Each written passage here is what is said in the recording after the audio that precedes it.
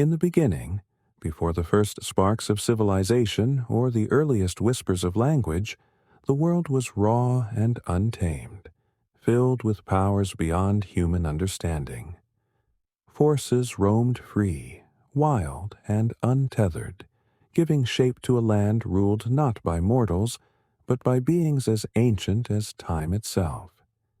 This was a world brimming with gods, beings who could stir the earth, unleash the sea, and harness the heavens. These were the Olympian gods, rulers of a realm that lay hidden from mortal eyes, known to humankind only through myth and legend.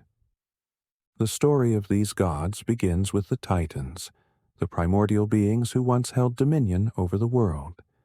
Born from Gaia, the earth, and Uranus, the sky, the Titans reigned with a raw, untamed power. At their head was Cronus, a figure both revered and feared, who ruled with an iron grip, driven by a relentless desire to maintain his supremacy. But it was foretold that his own child would overthrow him, setting into motion a cosmic struggle that would shape the very foundations of myth and memory.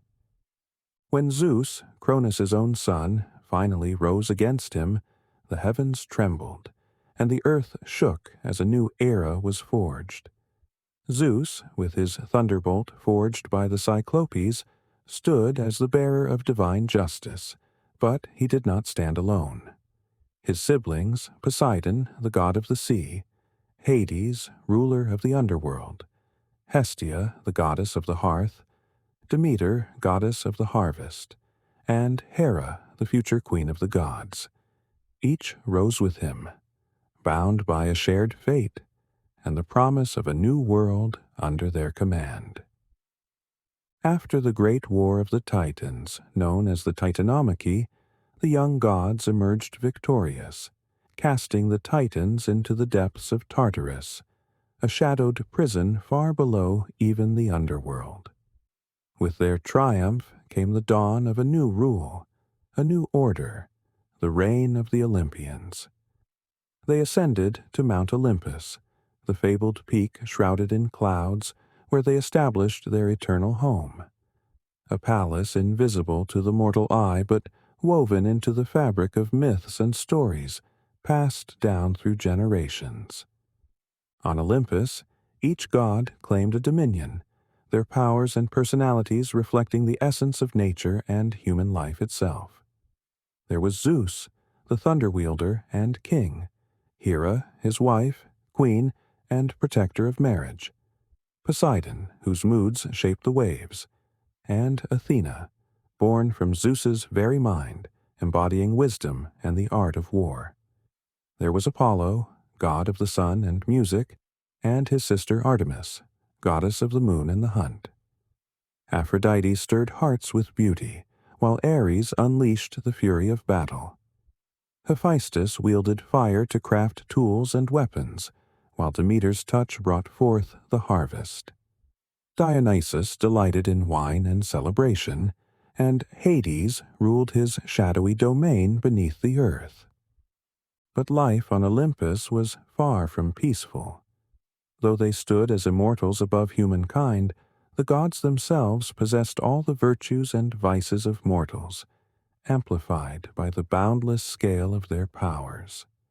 They loved and fought, plotted and forgave, weaving together tales of heroism, jealousy, and intrigue that intertwined with the lives of mortals.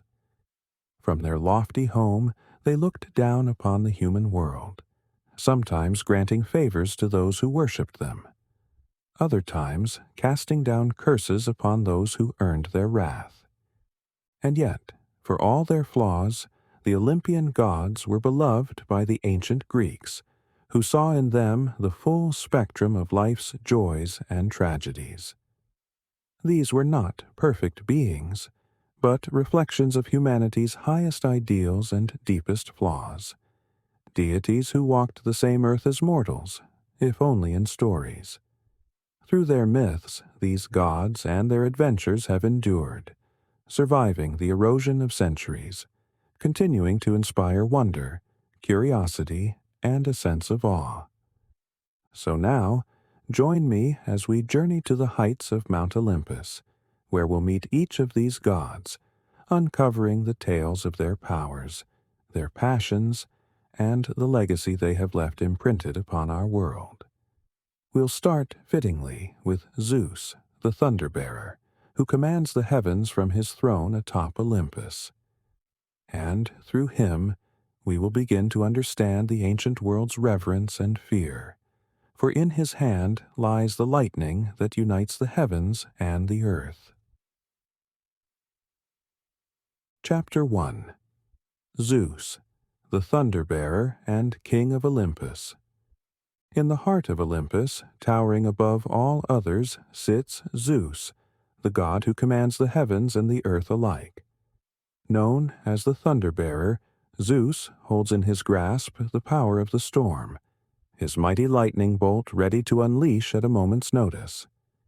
He is the ruler of the Olympian gods, a figure whose authority is felt in every corner of both the divine and mortal realms. But Zeus's rise to this lofty throne was neither simple nor without struggle. His tale is one of prophecy, rebellion, and destiny. Long before Zeus ruled from Olympus, the world was governed by the Titans, ancient beings born from the union of Gaia, the earth, and Uranus, the sky. Among these Titans was Cronus, Zeus's father, a powerful and ambitious ruler who had claimed control over the cosmos. Yet Cronus was haunted by a prophecy, a foretelling that his own child would one day rise against him, overthrowing his rule just as he had once done to Uranus. Driven by fear and a desire to hold on to power, Cronus resorted to an unspeakable act. He swallowed each of his children as soon as they were born, casting them into the depths of his being to prevent them from ever challenging his throne. But destiny, as it often does, found a way to defy even the most powerful of wills.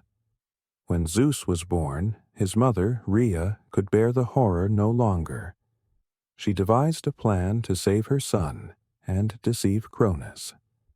Wrapping a stone in swaddling cloth, she presented it to Cronus, who, in his haste and paranoia, swallowed it whole, believing it to be his newborn child. Meanwhile, Zeus was spirited away, hidden safely on the island of Crete, where he would grow in secret, nurtured by nymphs and guarded by nature itself. As Zeus grew, so did his strength and his resolve. When the time came, he returned, no longer a child, but a formidable young god, ready to confront his father. In a fierce rebellion that shook the very foundations of the cosmos, Zeus led a revolt against Cronus and the Titans. This monumental clash, known as the Titanomachy, pitted the old gods against the new in a battle that spanned the heavens and the earth. Zeus, armed with thunder and lightning granted to him by the Cyclopes, fought with a ferocity that few could withstand. The war raged on for a decade, a struggle of titanic forces that seemed as if it would never end. But in the end, the young gods triumphed, casting the Titans down into Tartarus, a deep abyss far beneath the earth, where they would remain imprisoned for eternity.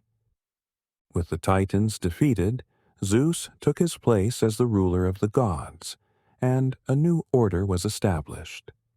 From his throne atop Mount Olympus, Zeus watched over the world, his piercing gaze observing both gods and mortals. His authority was supreme, and he wielded his power with a mixture of wisdom and unpredictability. For Zeus was not just a god of strength, but of justice. He maintained harmony among the gods, and ensured that the natural order of the world was preserved. Yet, for all his power, Zeus was a complex figure, embodying both the best and the worst of human qualities. He was a god of great wisdom, fairness, and courage, but also one of impulsive passions, quick tempers, and desires that often led him astray. In many tales, he is shown as a protector of the weak, a god who upholds justice and punishes those who dare to defy the laws of the gods. But he is equally known for his many love affairs, his endless pursuit of beauty and mortal women that often caused discord in both the divine and mortal realms. Zeus's relationships were as numerous as they were complicated. His wife, Hera, was also his sister, and she ruled beside him as the queen of the gods. Their marriage was far from peaceful, as Hera's fierce loyalty to Zeus was often tested by his infidelities.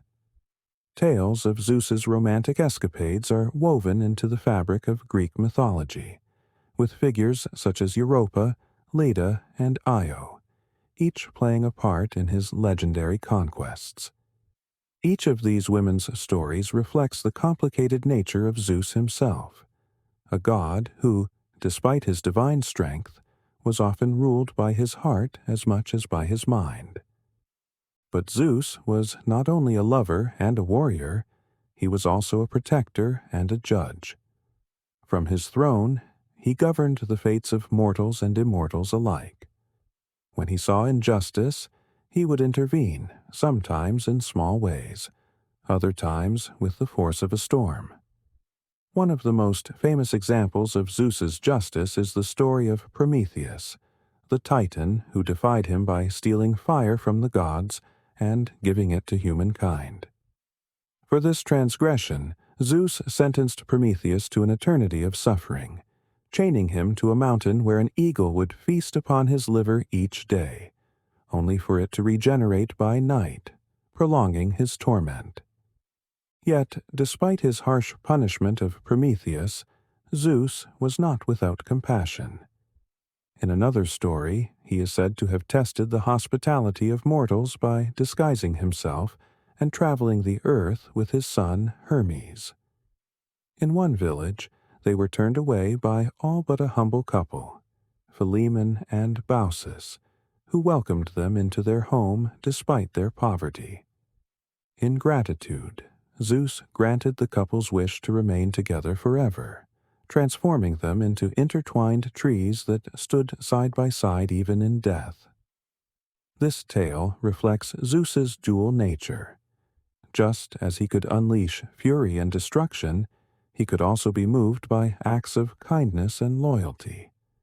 Zeus's reach extended beyond the heavens and into every aspect of life on earth.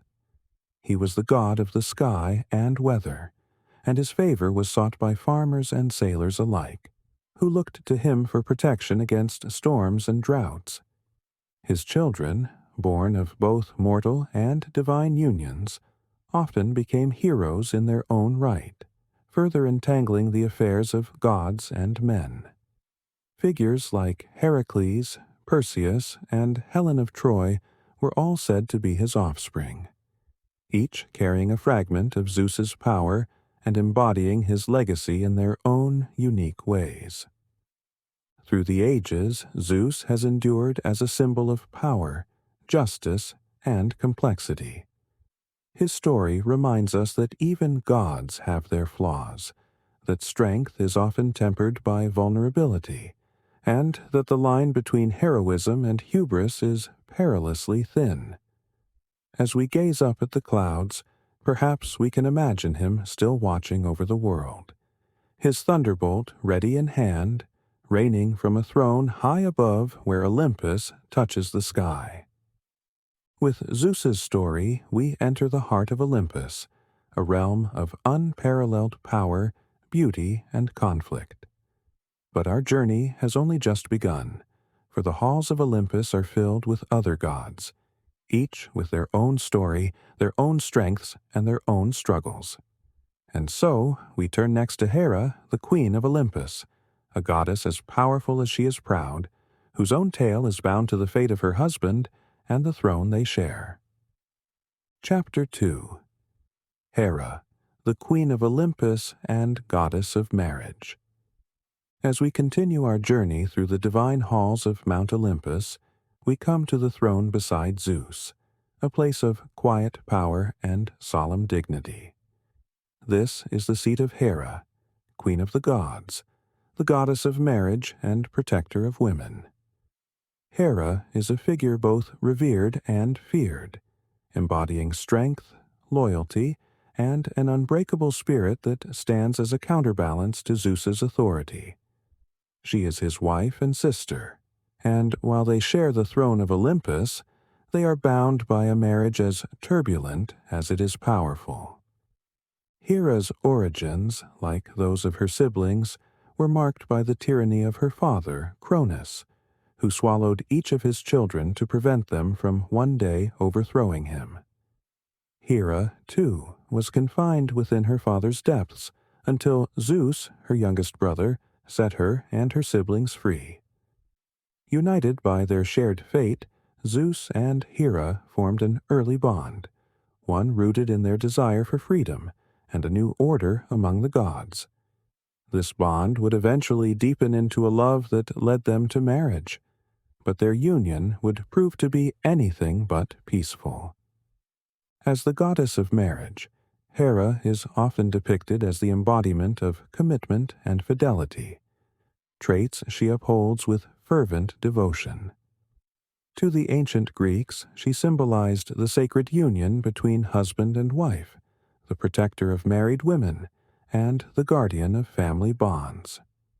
But as queen, Hera's duties were not limited to the realm of Olympus. She also held sway over the mortal world, influencing events and watching over those who honored her with loyalty. However, for all her virtues, Hera was a goddess marked by jealousy and a fierce temper, traits that were continuously stoked by Zeus's infidelities. Zeus's indiscretions were known far and wide, with each new affair bringing a fresh wound to Hera's pride. And while Zeus wielded lightning and thunder, Hera's wrath was a force unto itself, one that could shape the fates of mortals and immortals alike. Many who crossed her, or dared to catch the attention of Zeus, found themselves facing her ire. One of the most famous examples of Hera's vengeance involves Io, a mortal woman who became the object of Zeus's desire. To conceal his affair, Zeus transformed Io into a beautiful white cow. But Hera, ever watchful, saw through the disguise. In a fury, she demanded the cow as a gift and placed her under the guard of Argus, a giant with 100 eyes, ensuring that Io would be under constant surveillance. Even when Zeus sent Hermes to rescue Io, Hera pursued her relentlessly, sending a gadfly to sting her endlessly as she wandered the earth. Io's tale is one of many that reflect Hera's unyielding resolve and her determination to uphold the sanctity of marriage, even if it meant taking justice into her own hands. Yet, Hera's influence extended far beyond jealousy and vengeance. She was also a goddess of incredible compassion, especially toward those who honored marriage and family. In times of need, mortals often sought her protection, and Hera would not hesitate to bless those who revered her. For those who were faithful, she offered guidance and strength, and she often intervened to protect women during childbirth, bestowing blessings on the home and family. Another famous story involving Hera's protective nature centers on the hero Jason and his quest for the Golden Fleece. When Jason was still a young boy, he encountered Hera in disguise as an old woman at a riverbank. While others passed her by, Jason showed kindness, carrying her across the river. In gratitude, Hera became his divine patron, watching over him and aiding him throughout his journey. She provided him with wisdom and protection, guiding him through perils that no mortal could face alone. This act of favor from Hera shows her ability to recognize loyalty and kindness, rewarding those who proved worthy of her respect. But Hera's complexity as a goddess and a queen is perhaps best exemplified in her relationship with Heracles, the son of Zeus, and a mortal woman named Alcmene. Heracles' very existence was a reminder of Zeus's betrayal, and Hera's resentment toward him ran deep. From the moment of his birth, Hera plotted against Heracles, sending snakes to his cradle to end his life. Yet, even as an infant, Heracles displayed incredible strength, strangling the snakes with his bare hands. This would only be the beginning of Hera's relentless pursuit of him. Throughout Heracles' life, Hera placed obstacles in his path, driving him to madness that would lead to the loss of his family, and setting before him the 12 labors as penance. Her intention was to see him crushed by the weight of his tasks, to remind him and the world of her unwavering power. Yet, in a twist of fate, Heracles' struggles only served to elevate him, allowing him to attain a level of strength and resilience that would make him one of the greatest heroes in Greek mythology. In the end, Hera's opposition to Heracles indirectly forged him into the hero he became, a testament to her influence, even when driven by enmity. Despite these conflicts, Hera was ultimately a figure of dignity and authority, the reigning queen who held Olympus together with her strength and will. She was not a passive consort, but an equal to Zeus, embodying the qualities of a ruler who could be as compassionate as she was fierce. For the ancient Greeks, Hera represented the dualities of life, the joys and challenges of marriage, the strength and vulnerability of love, and the fierce loyalty that binds family together. In many ways, Hera is a reflection of the trials and tribulations of human relationships, embodying both the beauty and the struggles that come with commitment and loyalty. Through her, the ancient Greeks saw the resilience of love tested by betrayal, the protectiveness of a mother for her children, and the power of a woman who would not be diminished, even by the king of the gods. So, as we leave the throne room of Olympus's queen, we find ourselves with a deeper understanding of Hera, a goddess of strength, passion, and resilience, whose story reminds us that even in the divine realm, love and loyalty are often forged in the fires of hardship and sacrifice. Our journey through the halls of Olympus continues, and next we will meet Poseidon, the god of the sea, a figure as deep and unpredictable as the oceans he commands. With trident in hand, Poseidon's influence reaches into the heart of every storm and the depths of every wave, a god both feared and revered by those who make their lives on the water. Chapter 3. Poseidon, the god of the sea and master of storms. As we leave the heights of Olympus and venture toward the restless seas, we enter the realm of Poseidon, god of the ocean, storms, and all creatures within his watery domain. Known to mortals as both protector and destroyer, Poseidon is a god of immense power and boundless influence. With his trident in hand, he rules the seas with an iron will, his presence felt in every wave that crashes upon the shore and every tempest that stirs the waters into chaos. Poseidon's domain is vast, stretching far beyond the mortal eye.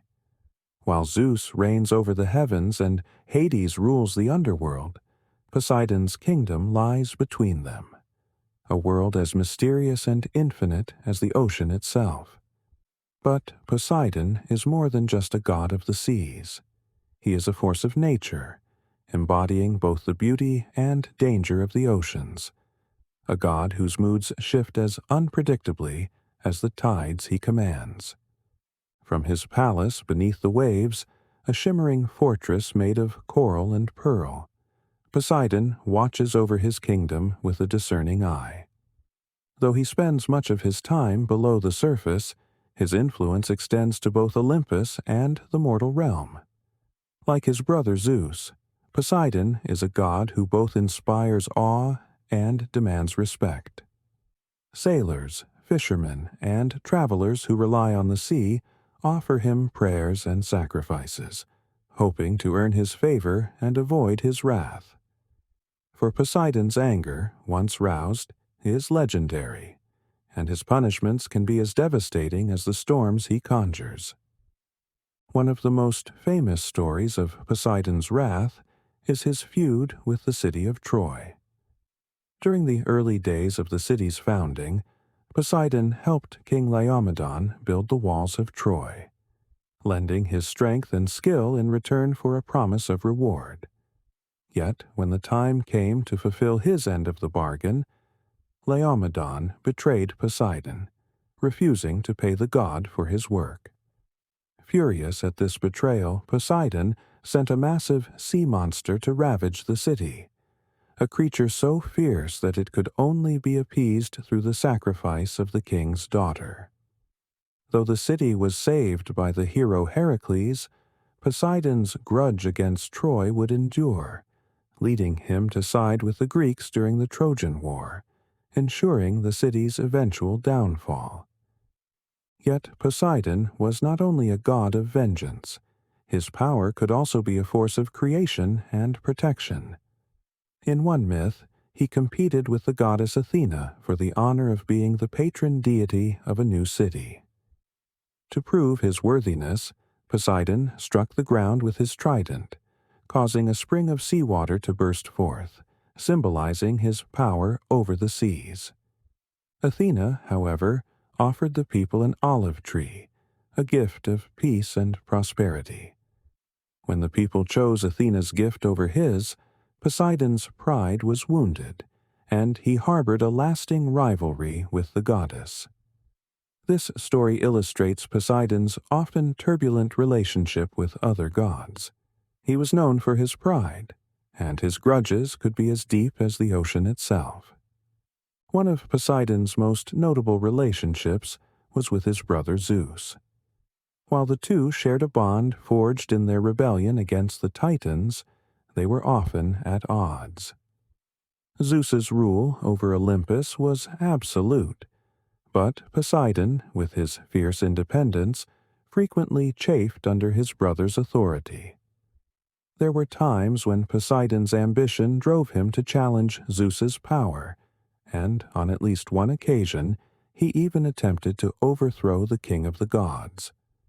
Together with Hera and Athena, Poseidon conspired against Zeus, seeking to bind him and seize control of Olympus.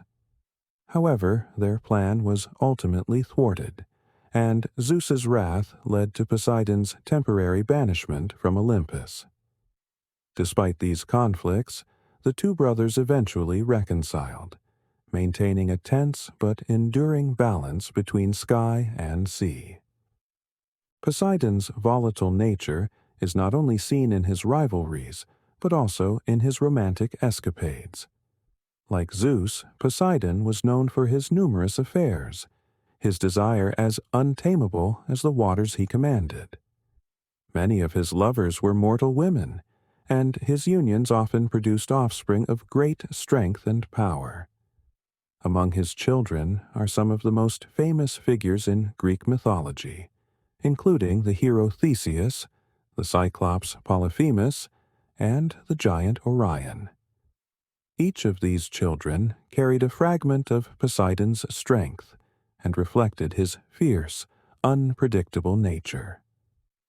One of Poseidon's most tragic tales involves his son Polyphemus, the Cyclops who played a pivotal role in the story of Odysseus. When Odysseus and his men landed on Polyphemus's island, the Cyclops welcomed them as guests, only to trap and devour them one by one. Odysseus, using his cunning, managed to blind the Cyclops and escape with his remaining crew.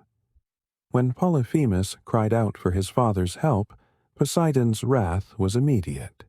He cursed Odysseus, vowing that the hero would suffer endless hardships before he could return home. Poseidon's vendetta against Odysseus became one of the defining conflicts of Homer's Odyssey, as the god sent storms and obstacles to hinder the hero's journey at every turn, a testament to the power of a god's grudge.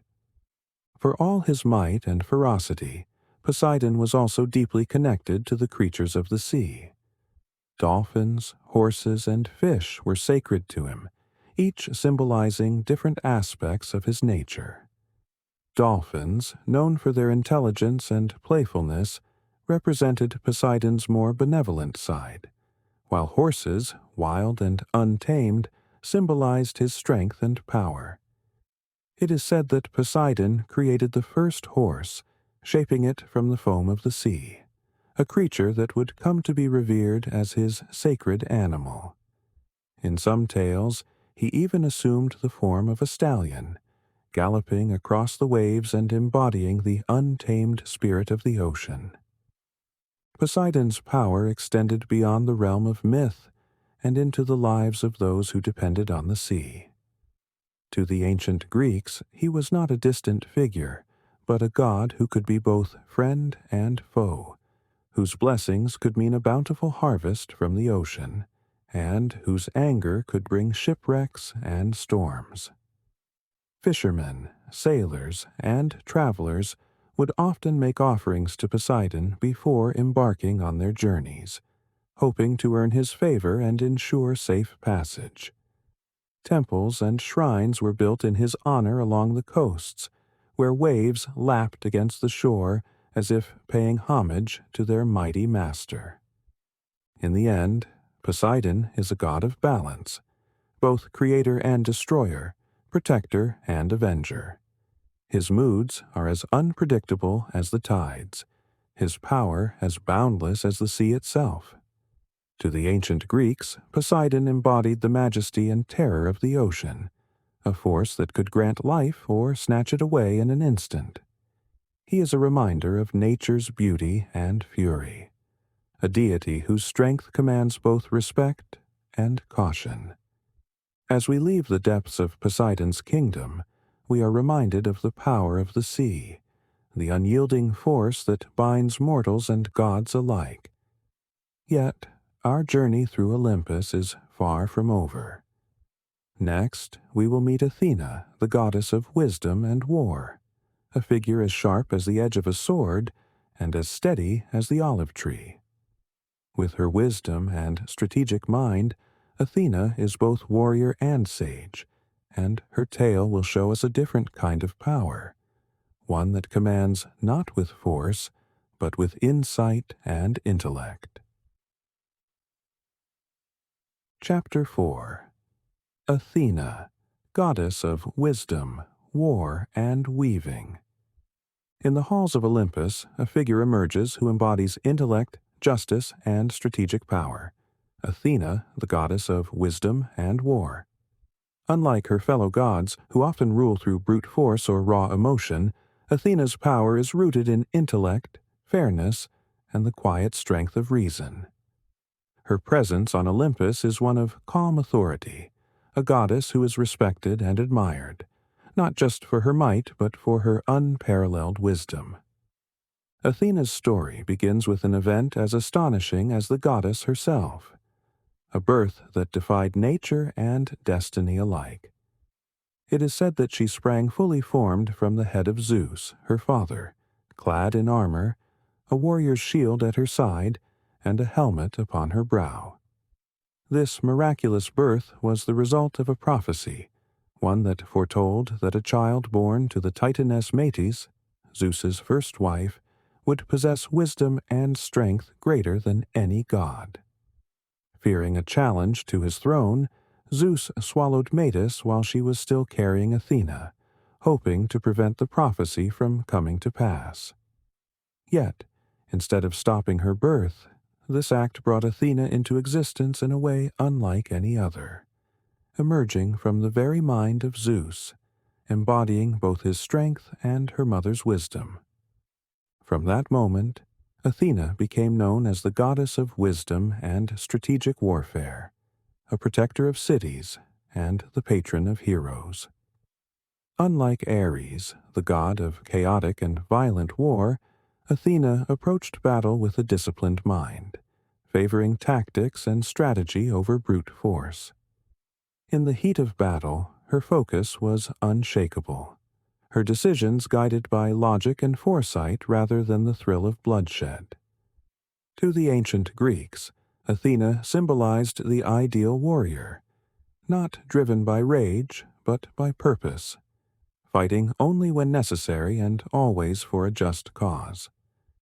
One of Athena's defining moments as a goddess came when she competed with Poseidon to become the patron deity of a new city. The people of this city, which would later be named Athens, sought a divine protector and asked Poseidon and Athena to offer gifts as a sign of their favor. Poseidon struck the ground with his trident, summoning a spring of salt water that symbolized his power over the seas. Athena, however, offered a more humble yet infinitely valuable gift, the olive tree. This tree would provide food, oil, and wood, bringing prosperity and peace to the people. The citizens chose Athena's gift, and in honor of her wisdom and benevolence, the city was named Athens, a city that would become a center of learning, art, and civilization. This tale showcases Athena's preference for gifts that nurtured growth and harmony over displays of raw power, marking her as a goddess who valued the well-being of her people. Athena's wisdom was not limited to matters of war or politics. She was also the goddess of crafts, weaving, and skillful arts, embodying the creativity and patience required to create beauty and order from chaos. In her temple, the Parthenon, dedicated citizens would offer their finest works, from statues to textiles, each piece crafted with the care and precision that Athena herself valued. To the Greeks, weaving was an art that mirrored life itself, intertwining threads to create patterns, just as people's choices and actions wove the fabric of their lives. This made Athena not only a goddess of strength, but also a patron of artisans and craftsmen, a guide to those who shaped the world with their hands as much as with their minds. Yet, for all her wisdom and fairness, Athena was also known for her fierce sense of justice, one that could turn merciless when wronged. An example of this is the tale of Arachne, a mortal woman who dared to challenge Athena in a weaving contest. Arachne's skill in weaving was unmatched among mortals, and her pride led her to boast that her talent even surpassed that of the goddess herself. In response, Athena descended to earth and accepted Arachne's challenge, a contest that would determine once and for all who was the greater weaver. As the contest unfolded, Arachne created a tapestry that depicted the gods in unflattering, scandalous scenes, showing their faults and failings. Athena, on the other hand, wove scenes of the gods in their glory, emphasizing their strength and virtue. Though Arachne's work was indeed exquisite, Athena could not overlook her hubris. In a fit of anger and disappointment, Athena transformed Arachne into a spider, condemning her to weave forever. The story of Arachne serves as a reminder of Athena's intolerance for arrogance and disrespect, particularly when it came to the arts she held dear. Through this tale, we see Athena's complex nature, a goddess who encouraged creativity and skill, yet demanded humility and respect. Athena was also a protector of heroes, guiding them with her wisdom and insight. Among those she favored was Odysseus, the cunning hero of the Odyssey. Throughout his journey, Athena watched over him, offering guidance and protection as he faced countless trials. She admired his cleverness, his ability to think on his feet, and his skill in strategy, qualities that mirrored her own. When he faced the Cyclops Polyphemus, it was Athena's influence that helped him devise the plan to blind the creature and escape. And when he finally returned to Ithaca, it was Athena who helped him reclaim his kingdom, standing by his side as he fought to restore order. Her guidance in Odysseus's journey reflects her role as a goddess who valued intellect and bravery, aiding those who demonstrated these qualities. Another hero under Athena's protection was Perseus, the legendary slayer of Medusa. Athena provided Perseus with the tools and knowledge he needed to accomplish his seemingly impossible task.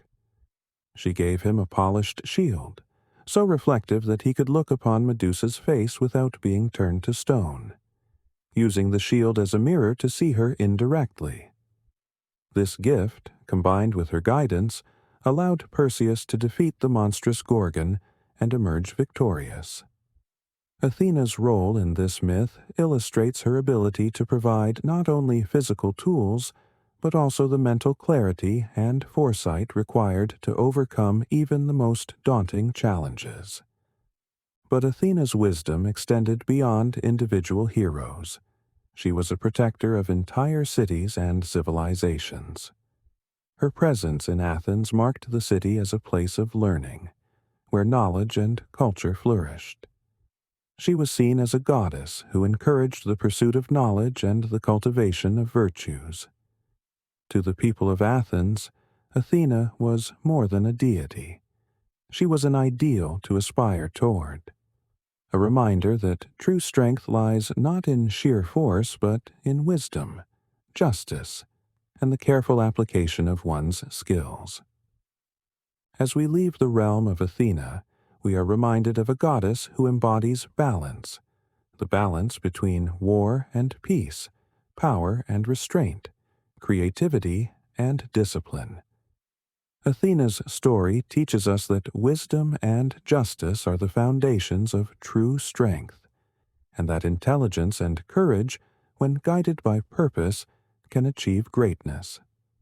From Athena's quiet strength, we now turn to a god whose passions are as intense as his powers, a god who embodies both love and conflict, creation and destruction.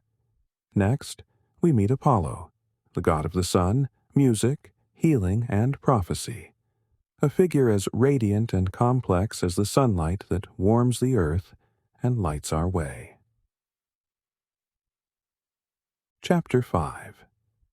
Apollo, the god of the sun.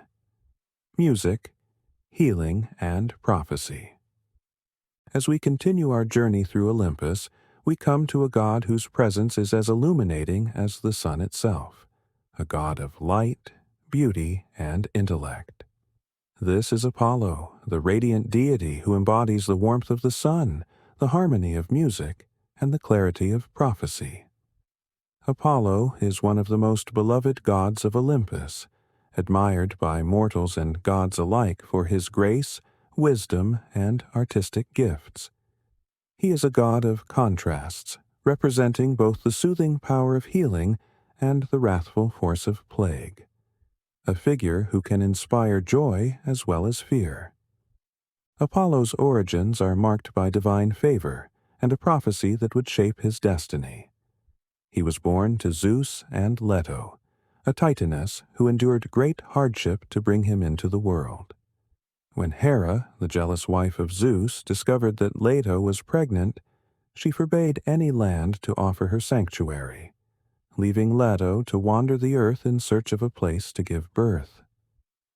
At last, she found refuge on the floating island of Delos, a desolate place that would soon be transformed into a sacred sanctuary. There, under the light of the sun, Leto gave birth to the twins Apollo and Artemis.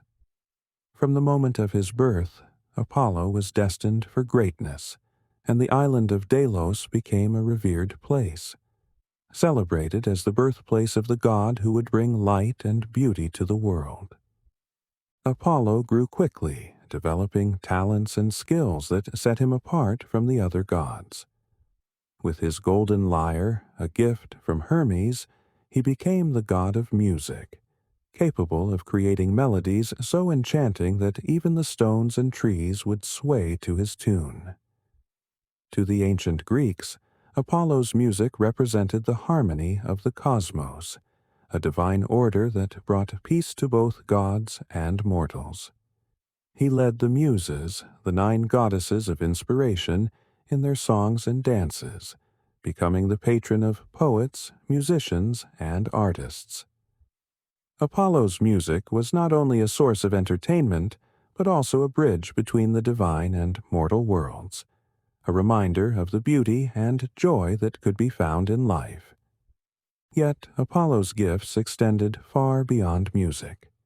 He was also the god of prophecy, possessing the ability to see into the future and reveal the will of the gods. This power made him a figure of immense respect and reverence among mortals, who would come from far and wide to seek his guidance at the Oracle of Delphi, his most famous sanctuary. At Delphi, a priestess known as the Pythia would enter a trance, speaking the cryptic words of Apollo, which would then be interpreted as prophecies. These oracles played a crucial role in ancient Greek society, influencing decisions on everything from wars to marriages, as people sought to align their lives with the divine wisdom of Apollo. The Oracle of Delphi became a symbol of Apollo's far-reaching influence, a place where mortals could connect with the gods and seek their guidance on matters of fate and destiny. In addition to his roles as the god of music and prophecy, Apollo was also a healer, a deity who possessed the knowledge of medicine and the power to cure disease. His son, Asclepius, would later become the god of medicine, revered for his ability to heal the sick and even bring the dead back to life. Apollo's healing touch was sought by those who suffered, and his temples often served as places of refuge and recovery. Yet Apollo's power over life and death had a darker side, for he was also a god capable of bringing disease and plague upon those who angered him. His arrows could heal, but they could also bring suffering, as seen in the epic of the Iliad, where Apollo sent a devastating plague upon the Greek army after they disrespected one of his priests. This duality, of healer and harbinger of plague, reveals the complexity of Apollo's character, a god who could bring both comfort and retribution. Apollo's beauty and charm made him the object of affection and admiration, but his love life was marked by tragedy and unfulfilled desire. One of the most famous stories of Apollo's romantic pursuits is his love for Daphne, a beautiful nymph. Struck by Eros's arrow of desire, Apollo fell hopelessly in love with her, but Daphne, wounded by an arrow that caused her to reject all love, fled from him. Desperate, Apollo pursued her through the forest, but Daphne, wanting only to escape, prayed to her father, the river god Peneus, to save her. In response, Peneus transformed her into a laurel tree, ending the chase but breaking Apollo's heart. In his grief, Apollo vowed to honor her forever, making the laurel his sacred tree and wearing its leaves as a symbol of his devotion. To this day, laurel wreaths symbolize victory and achievement, a testament to Apollo's love and his acceptance of loss. Apollo's romantic misfortunes continued with other loves, each ending in sorrow or separation. He fell in love with the mortal princess Cronus, who bore him a son, Asclepius, the future god of medicine. Yet, when Apollo discovered that Cronus had been unfaithful, he was overcome by anger and killed her. From her funeral pyre, he rescued their infant son, entrusting him to the wise centaur Chiron, who would raise Asclepius and teach him the art of healing. Apollo's relationship with Cronus illustrates his complex emotions, a god capable of deep love, but also capable of wrath and jealousy when wronged. Despite these tragic romances, Apollo's love was not limited to mortals. He also had close bonds with his fellow gods, especially his twin sister, Artemis. The two siblings shared a unique connection, one that was unbreakable and enduring. Together, they represented balance and harmony. Apollo, the sun, and Artemis, the moon. He, the god of music and reason, and she, the goddess of the hunt and wilderness. They often supported each other in times of need, and their relationship was one of mutual respect and loyalty. While Apollo symbolized civilization, knowledge, and beauty, Artemis represented the untamed primal forces of nature. Together, they embodied the duality of life, the balance of light and dark, order and chaos. Apollo's legacy among mortals was one of admiration and devotion. As a god of the arts, he inspired poets, musicians, and scholars, shaping Greek culture with his love of beauty and knowledge.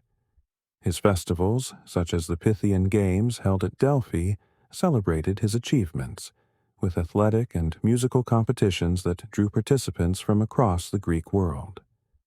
These games honored not only Apollo's strength, but also his intellect and artistry, a celebration of both body and mind. To the ancient Greeks, Apollo was more than a god. He was an ideal to aspire to, representing the balance of power and wisdom, discipline and creativity. As we leave the radiant presence of Apollo, we are reminded of a god whose influence reaches into every corner of life, a deity who embodies the light of the sun, the harmony of music, and the clarity of insight. His story is one of joy and sorrow, healing and retribution, a reminder of the beauty and complexity that lies at the heart of both mortals and gods. From Apollo's light and music, we turn now to his twin sister, Artemis, the goddess of the moon and the hunt. A figure of independence and grace, Artemis roams the wilderness, protecting the forests and the creatures within them. With her bow in hand and the moon as her guide, Artemis is a goddess as untamed as nature itself, a protector of the wild, and a symbol of strength and freedom. Chapter 6. Artemis, Goddess of the Moon and the Hunt.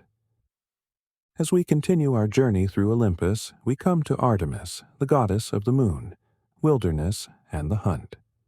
Twin sister to Apollo, Artemis embodies the wild, untamed beauty of nature, moving silently through forests and glades, her bow in hand and her gaze fixed upon the mysteries of the night. She is a goddess of independence and grace, fierce and unwavering in her devotion to her chosen path. To mortals and gods alike, she represents the allure of the untamed and the harmony of the natural world. Artemis was born to Zeus and Leto, under the same difficult circumstances that marked her brother's birth. Hera, Zeus's wife, had forbidden any land from giving Leto shelter, forcing her to wander in desperation. At last, the barren island of Delos offered sanctuary, and there, under a sky that reflected the spirit of the wilderness, Leto gave birth to the twins. Artemis was the first to be born, and legend holds that she then assisted her mother in delivering her brother Apollo, a moment that foreshadowed her future role as protector of women in childbirth and guardian of the innocent. From her earliest moments, Artemis was independent, choosing a path that would lead her away from Olympus's pomp and grandeur and into the untamed beauty of the natural world. As a child, Artemis approached her father, Zeus, with a remarkable request. She asked for eternal chastity and the freedom to roam the wilderness without constraint. Zeus granted her wish, giving her a silver bow and arrows, symbols of her power and connection to nature. With these gifts, Artemis became a master huntress, an expert archer who could move soundlessly through forests and shadows. She became known as the protector of animals and the guardian of wild places, her presence as constant and serene as the moon that guided her. Mortals came to revere her not only as a huntress, but as a goddess who respected the balance of nature, taking only what was needed and preserving the harmony of life in the wilderness. Artemis's love for nature and her commitment to her independence often set her apart from the other Olympian gods. While many of the gods enjoyed grand palaces and splendid feasts, Artemis preferred the company of her loyal followers, a group of young maidens who had also taken vows of chastity. Together, they roamed the forests and mountains, hunting by day and resting by streams under the moon's glow. Artemis's followers adored her, and she in turn protected them fiercely, allowing no harm to come to those who pledged themselves to her service. This devotion was not limited to her followers. She also extended her protection to those who respected nature and the creatures within it. To hunters and travelers who honored the wild, she could be a benevolent guide, offering her favor and ensuring safe passage.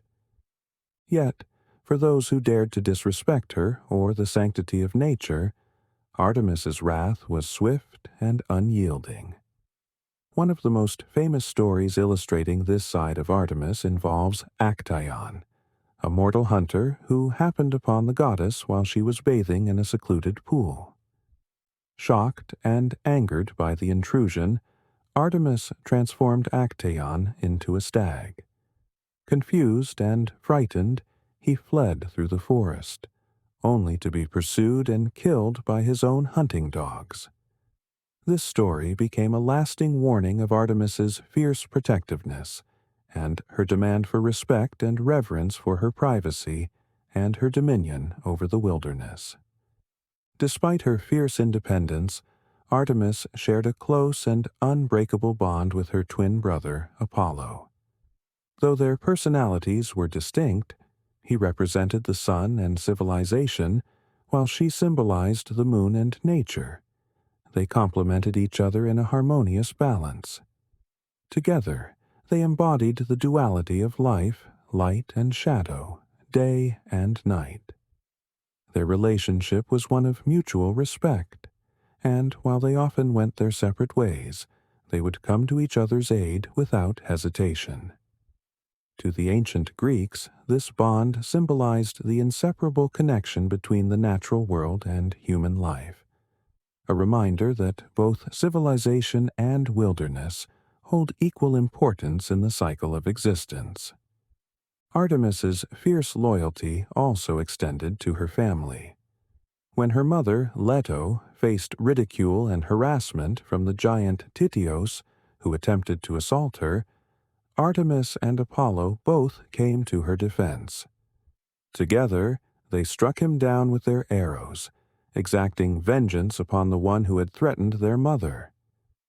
This tale illustrates Artemis's role not only as a protector of nature, but also as a fierce defender of her loved ones, someone who would not hesitate to unleash her wrath when those she cared for were in danger. While Artemis is often seen as a distant and solitary figure, she was also known for her compassion, particularly toward women and children.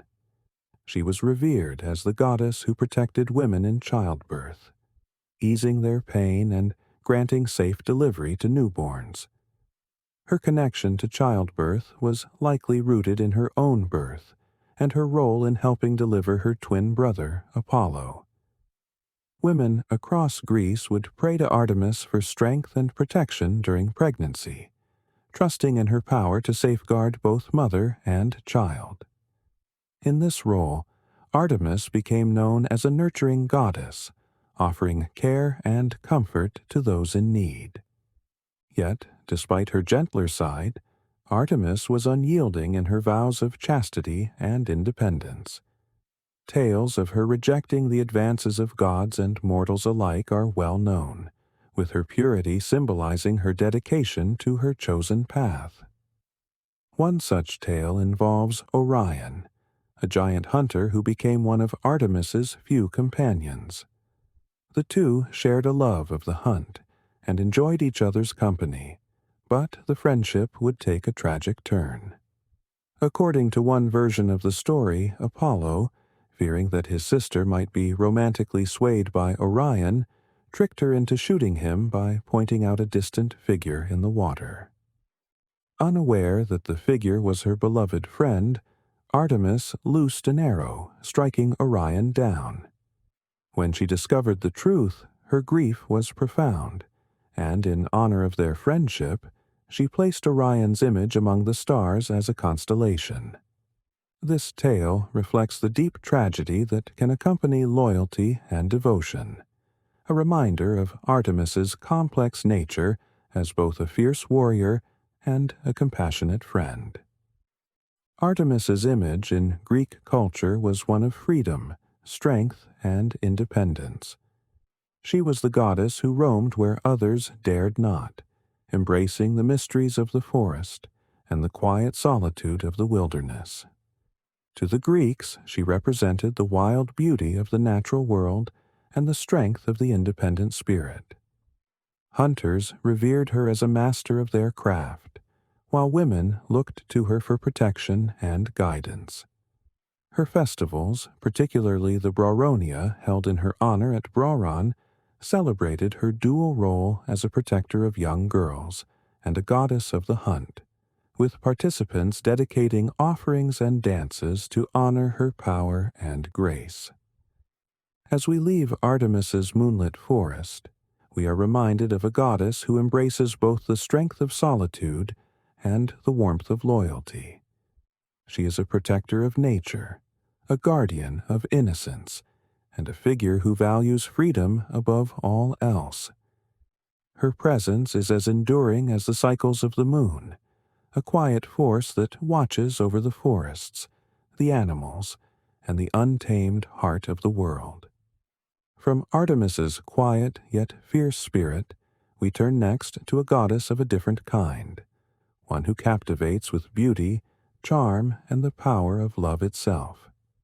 Next, we meet Aphrodite, the goddess of love and desire, a figure as alluring as she is complex, embodying the mysteries and allure of the human heart. Chapter 7. Aphrodite, the goddess of love and beauty. As we journey deeper into the mythic world of Olympus, we encounter a goddess whose very presence can stir the heart, ignite passion, and inspire awe. This is Aphrodite, the goddess of love, beauty, and desire.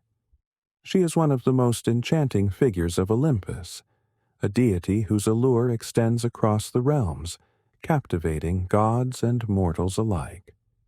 With her beauty and charm, Aphrodite represents the mysteries of the human heart, embodying both the joys and the complexities of love.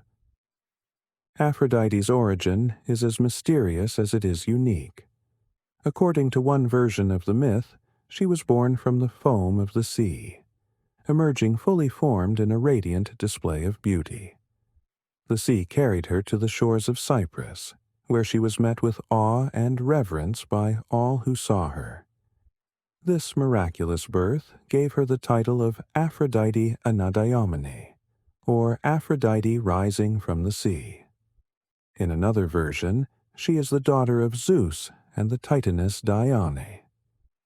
Regardless of her origin, Aphrodite's arrival marked the beginning of her reign as the goddess of love and beauty, a deity whose influence would touch every corner of Olympus and the mortal world alike. Aphrodite's power is unlike that of any other Olympian. While the other gods wield physical strength, wisdom, or mastery over natural elements, Aphrodite's strength lies in her ability to influence the heart and inspire desire. Her beauty is said to be unmatched, a radiant force that could disarm even the most stoic of gods. When she walks, flowers bloom in her wake, and a sense of enchantment fills the air. She wears a magical girdle that intensifies her charm, allowing her to sway the emotions and desires of anyone she chooses. This power makes her a figure of reverence and fascination, as well as a source of intrigue and conflict. Aphrodite's role in the Trojan War is perhaps one of the most famous examples of her influence over both gods and mortals. It began with a seemingly innocent contest among the goddesses, Hera, Athena, and Aphrodite. Each claimed to be the most beautiful, and they sought Zeus's judgment.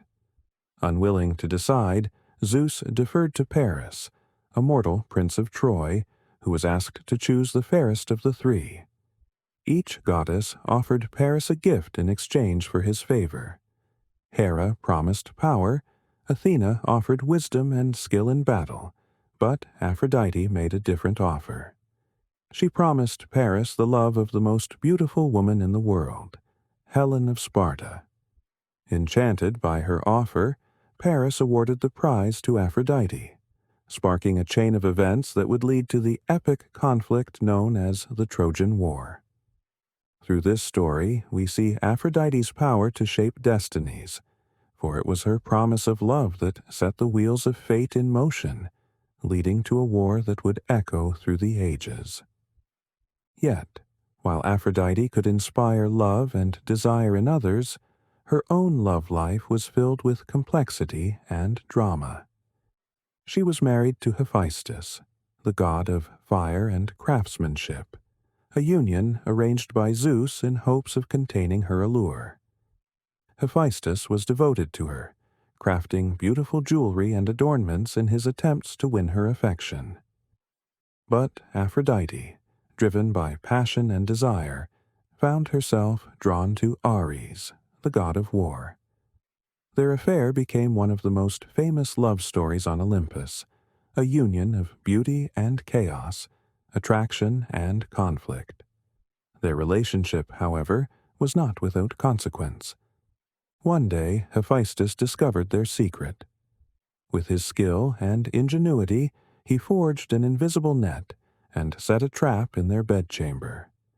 When Aphrodite and Ares were together, the net fell upon them, trapping them in a humiliating embrace. Hephaestus summoned the other gods to witness their shame, exposing their affair before all of Olympus. Yet, even in this moment of exposure, Aphrodite's allure was undeniable.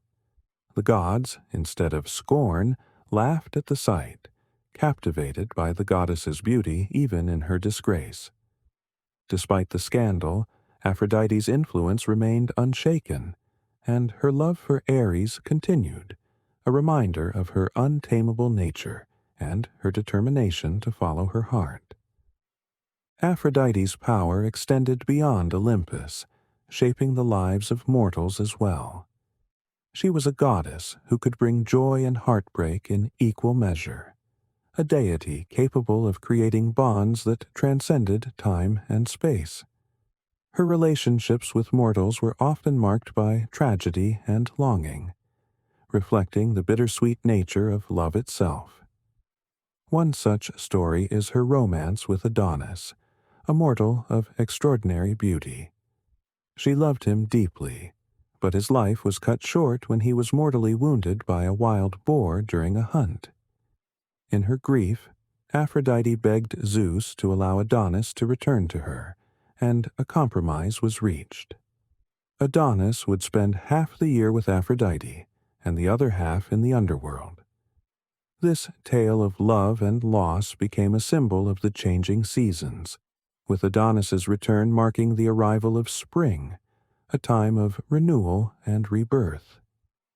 Aphrodite's love for Adonis revealed a softer, more vulnerable side to the goddess of love, a reminder that even the gods are not immune to heartache and longing. To the ancient Greeks, this story reflected the cyclical nature of love and life, a connection between the world of the divine and the human experience. For, just as mortals loved and lost, so too did the gods, binding them together in the shared joy and sorrow that comes with the mystery of love. Aphrodite's duality as a goddess of both love and strife is seen in her role in the story of Pygmalion. Pygmalion was a sculptor who, disillusioned with the women around him, created a statue of a woman so beautiful that he fell in love with it. Day after day, he admired his creation, dreaming of what it would be like if she were alive. Touched by his devotion, Aphrodite brought the statue to life, granting him the love he had longed for. The statue, now a woman named Galatea, became his beloved, and they lived together in happiness. This tale illustrates Aphrodite's power to bring love where there is none, to fulfill desires that seem impossible, and to make dreams a reality. Yet, despite her gifts, Aphrodite's influence was not always gentle. She could be as merciless as she was enchanting, using her powers to manipulate and punish those who defied her. When the women of Lemnos neglected her worship, Aphrodite cursed them, causing their husbands to abandon them, an act that would have lasting repercussions.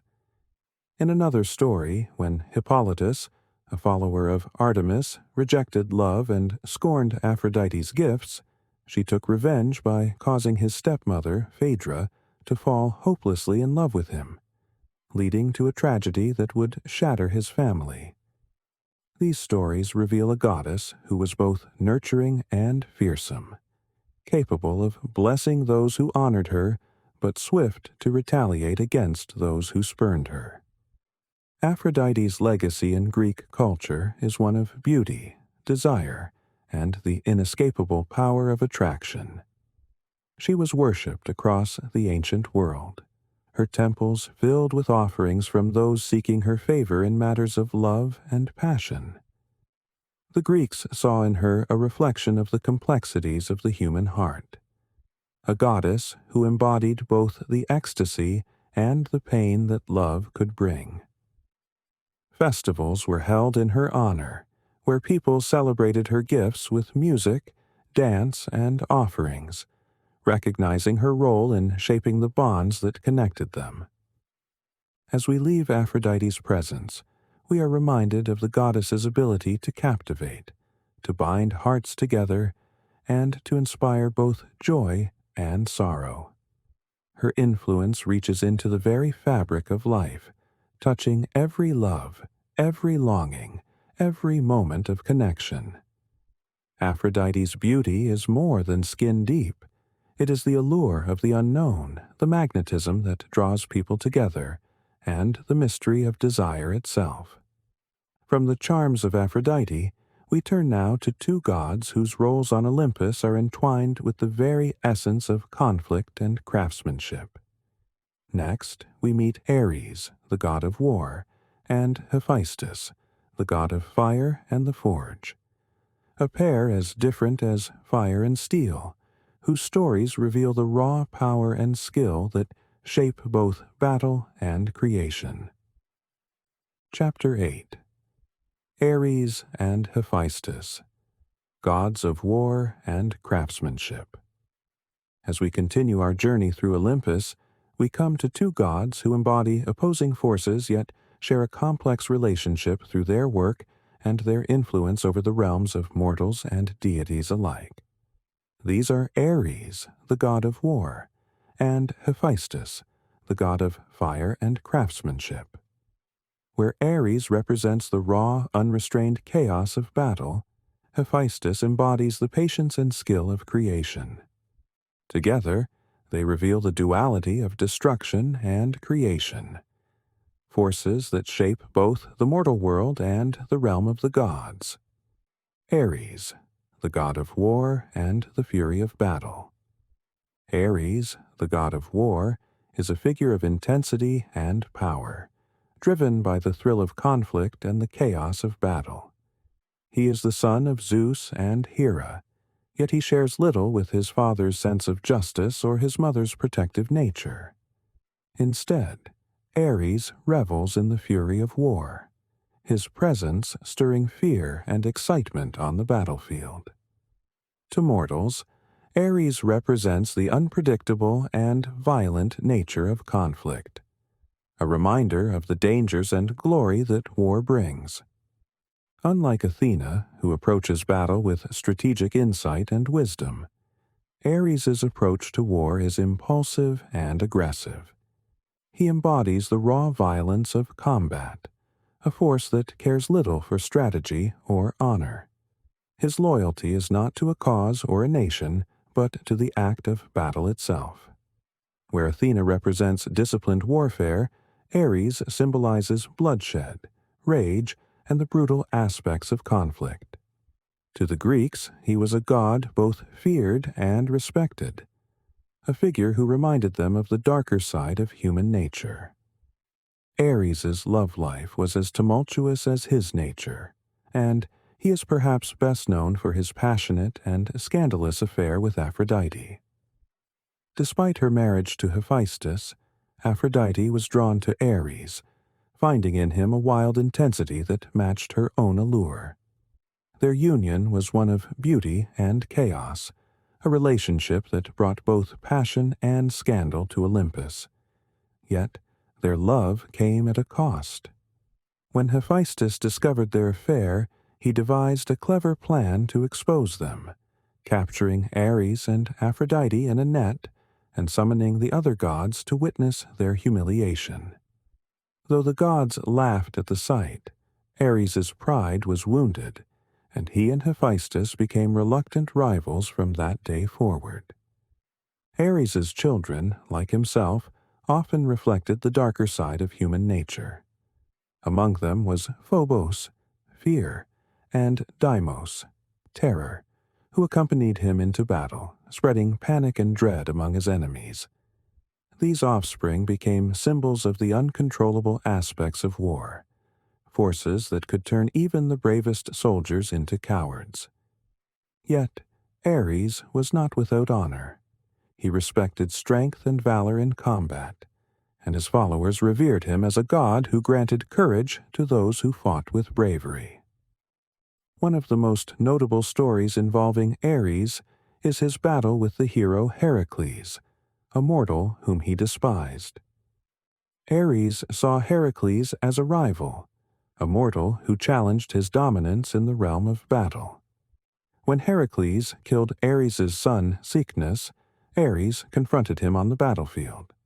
The two clashed in a fierce battle, but Heracles, aided by Athena, emerged victorious, wounding Ares and forcing him to retreat.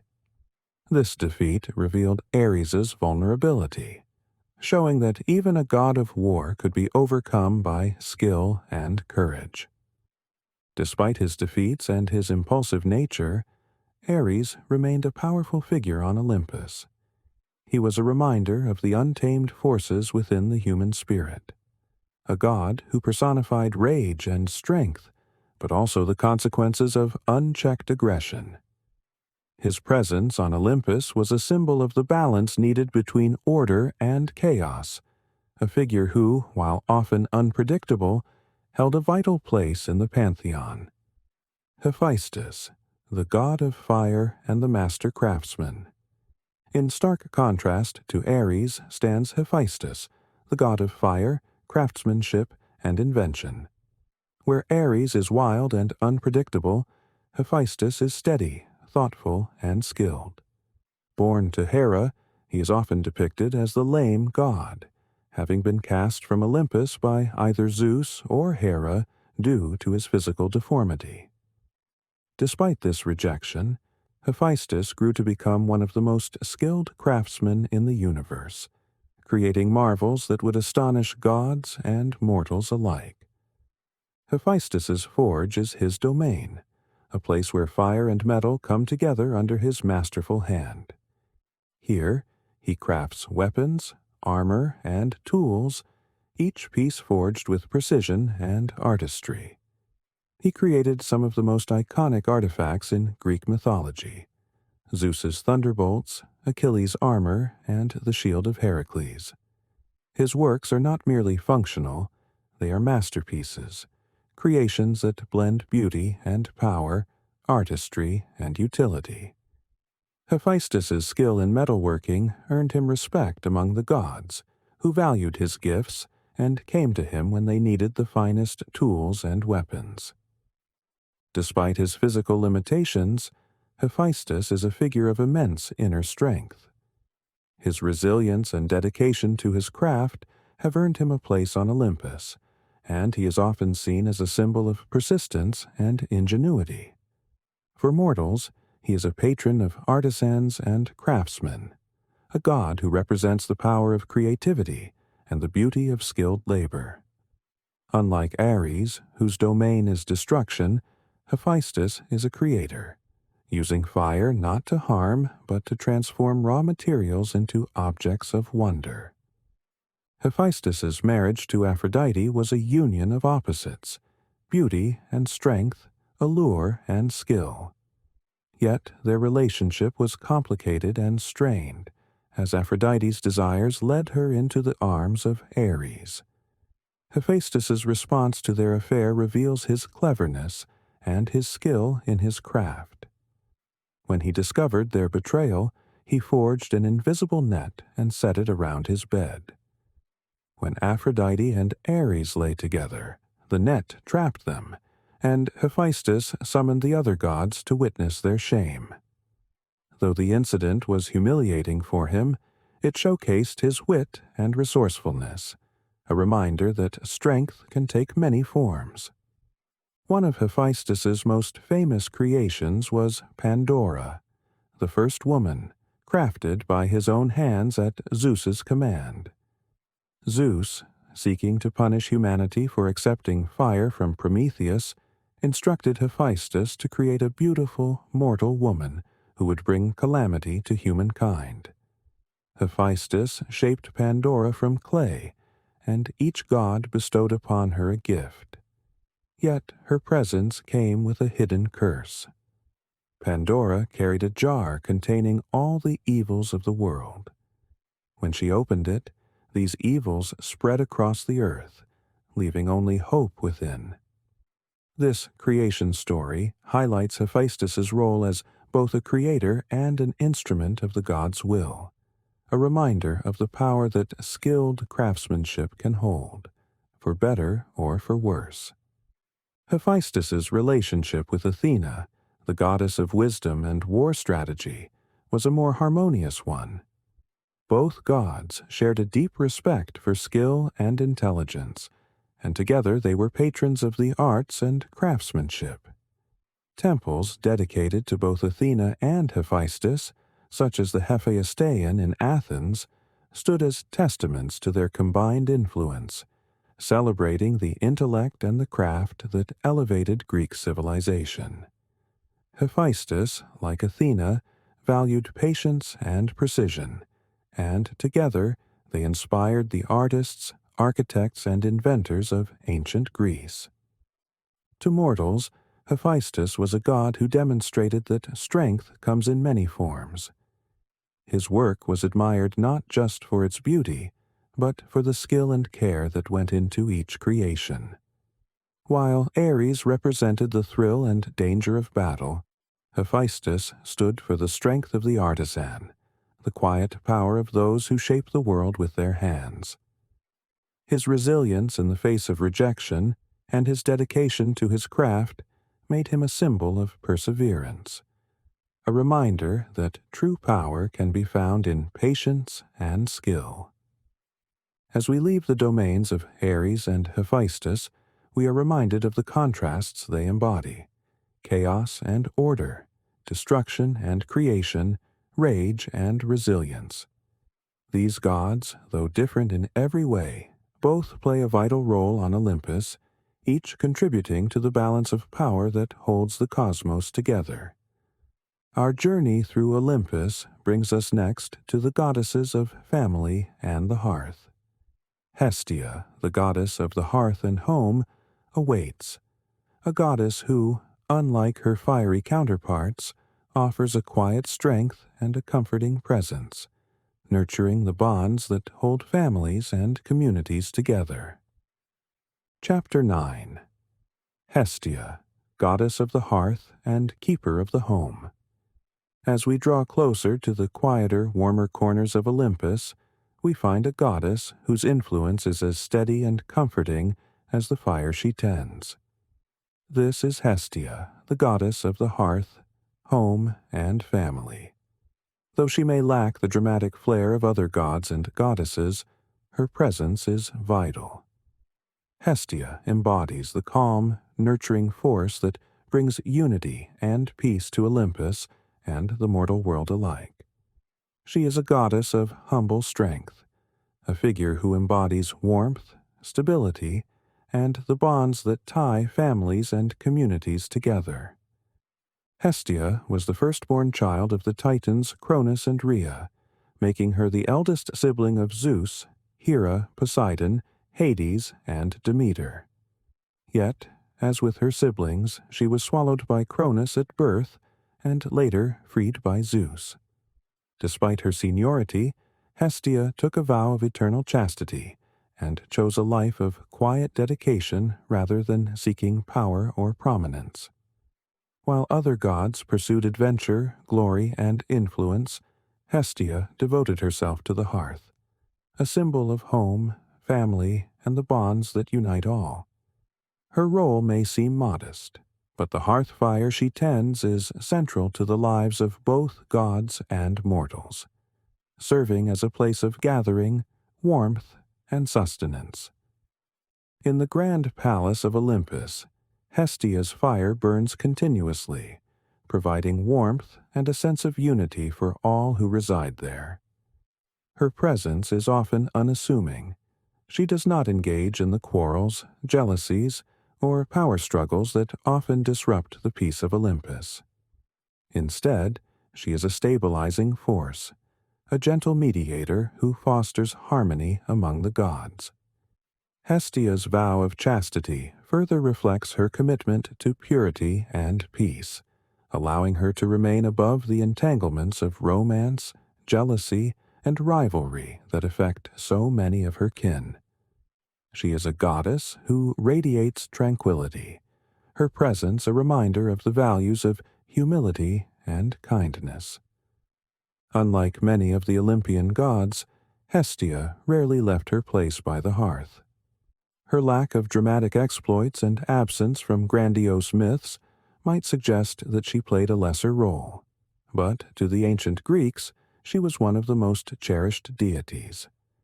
Every home, from the grandest palace to the humblest cottage, had a hearth dedicated to her. Before meals, offerings were made to Hestia to thank her for the warmth and protection of the home. She was the first and last deity honored in daily worship, a constant presence in the lives of mortals, from birth until death. Hestia's commitment to peace and order extended beyond Olympus.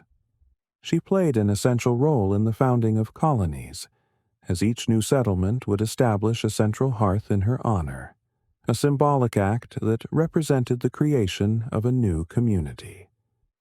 The hearth fire was a reminder that, no matter how far people traveled, they carried with them the spirit of home, unity, and connection. This fire was often brought from the mother city's hearth, symbolizing the enduring link between the old and the new. For this reason, Hestia became a goddess associated with not only the home, but also the foundation of cities and the preservation of communal bonds.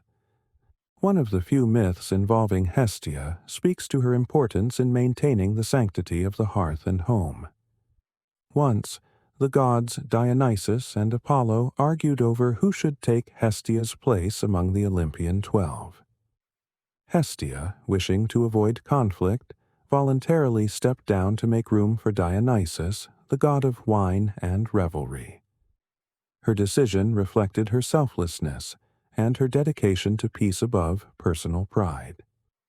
Rather than claim a seat of power, Hestia was content to remain by the hearth, ensuring that Olympus remained a place of unity and refuge for all. Her decision also demonstrates her unique strength. She was a goddess who, unlike others, needed no grand display or formal title to command respect. Hestia's influence in the mortal realm extended to both family and civic life. To the Greeks, the hearth was the heart of the household, the place where families gathered, meals were prepared, and stories were shared. Hestia's fire symbolized not only warmth, but also protection, as the hearth was the first line of defense against the cold and the darkness outside. Families would make offerings to her before meals, giving thanks for the shelter and sustenance she provided. Her role as the protector of the hearth meant that she was present in every household, watching over the daily lives of mortals in ways that were small yet profoundly significant. Hestia's influence also permeated the structure of the Greek polis, or city-state. She was honored at the civic hearth, which represented the unity and stability of the entire community. Public buildings often included a central hearth dedicated to her, ensuring that her presence was felt in both private and public life. Through this practice, Hestia became a symbol of unity and shared purpose, embodying the spirit of harmony that held Greek society together. Her presence reminded citizens of the importance of order, cooperation, and mutual respect, values essential to the survival and prosperity of any community. For all her humility and quiet strength, Hestia was not without dignity. Though she often avoided conflict, she would not tolerate disrespect to the sanctity of the home. In one tale, the god Priapus attempted to take advantage of Hestia as she rested by the hearth. As he approached, the braying of a nearby donkey awakened her, and she escaped his advances. Priapus was humiliated, and from that moment on, he was scorned among the gods. This tale, though brief, highlights Hestia's resolve to maintain her purity and the sacredness of her role. It serves as a reminder that her quiet nature did not make her weak. On the contrary, her strength was found in her ability to hold to her values with unwavering commitment. To the Greeks, Hestia was a comforting and approachable goddess, one who asked for little yet gave so much in return. Her temples, though few, were places of peace and refuge, where people could find solace and reflect on the bonds that held them together. Hestia represented the stability that comes from within, a strength that did not need to assert itself, but instead provided a foundation upon which others could build. As we leave the warm light of Hestia's hearth, we carry with us the reminder of her quiet strength, her humility, and her dedication to unity. She is a goddess who embodies the simple but profound power of kindness and constancy, values that sustain not only families but entire communities. Our journey through Olympus draws closer to its end, but there is one more figure who embodies celebration, transformation, and the wild spirit of life itself. Next, we meet Dionysus, the god of wine, revelry, and ecstasy, a god who brings both joy and madness, inviting us to embrace the mysteries of transformation and the freedom of the untamed heart. The legacy of the Olympian gods. As our journey through the heights of Mount Olympus comes to an end, we leave behind the stories of gods and goddesses whose powers, passions, and conflicts have shaped the ancient world and captivated human imagination for millennia. Each deity, whether they commanded the seas, nurtured the home, wielded thunder, or inspired love, has left a mark, embodying forces that still echo in the fabric of our lives and our understanding of the world around us. The Olympian gods are more than divine beings. They are mirrors of the human experience, each embodying aspects of our nature, our hopes, and our fears. In Zeus, we see the struggle to balance power with responsibility. In Hera, the fierce loyalty and complexity of marriage. Through Athena, we glimpse the power of wisdom, while in Ares, we confront the brutal nature of conflict. Each god and goddess speaks to something within us, a part of ourselves that yearns for love, or craves freedom, or seeks adventure.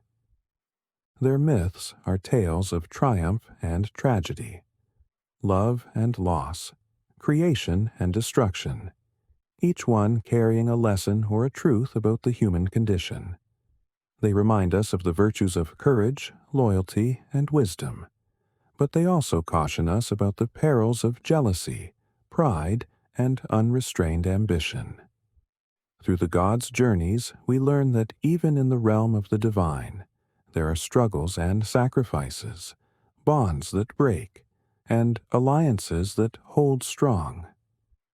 The stories of Olympus remind us of the beauty and complexity of life. They teach us that light and dark, love and anger, peace and war are all parts of the human experience. These tales encourage us to seek balance, to find strength in our connections with others, and to honor the forces that shape our world, from the hearth fires that warm our homes to the oceans and skies that remind us of the vast unknown. And so, as we step away from the halls of Olympus, we carry with us the timeless wisdom of these myths, stories that continue to inspire wonder and reflection. We remember that, though the gods may dwell in the heavens, their stories are forever entwined with the world below, a reminder of the mysteries that surround us and the shared journey we all walk. Thank you for joining me on this journey through the legends of the Olympian gods. Until we meet again, may these tales bring light, wisdom, and inspiration into your own story. Long before the reign of Zeus and the Olympian gods, the cosmos was a place of chaos, ruled by powerful primordial beings that shaped the universe itself. From the swirling void of chaos, the very first entity, came the earliest forces of nature, elemental and raw, uncontrollable and vast. Out of chaos emerged Gaia, the earth, the nurturing mother of all life, and Uranus, the sky, her counterpart and protector, who stretched endlessly above her. Together, they formed the foundations of the ancient world. The union of Gaia and Uranus was the beginning of creation. Gaia, fertile and ever-giving, brought forth many children, starting with the primordial beings that represented the sea, the mountains, and the sky. But among her children were also the first powerful gods, the Titans, immense and mighty, beings of great strength and will, destined to play a pivotal role in the shaping of the universe. The Titans were 12 in total, 6 males and 6 females, each representing a different aspect of the cosmos. Cronus, the youngest and most ambitious of the Titans, was born with a fierce determination and desire for power. His siblings included Oceanus, the god of the vast seas, Hyperion, who represented light and the sun, Rhea, Cronus's future wife and queen of the Titans, and Mnemosyne, the goddess of memory. Together, these Titans represented the forces of nature and time, each playing a role in the balance of the universe. Yet, as Gaia continued to give birth to new beings, not all her children were as well formed as the Titans. Among her offspring were the Cyclopes, one-eyed giants of unparalleled strength, and the Hecatonchires, monstrous creatures with 50 heads and 100 hands. Uranus, repulsed by the sight of these monstrous children, cast them deep into the abyss of Tartarus, the darkest and most dismal part of the underworld, imprisoning them far from the surface of the earth. Gaia, devastated by Uranus's cruelty toward their children, became consumed with anger and resentment. she sought revenge against Uranus and conspired with her remaining offspring, the Titans. Gaia turned to Cronus, the most cunning and ambitious of her children, urging him to rise against his father and free his imprisoned siblings.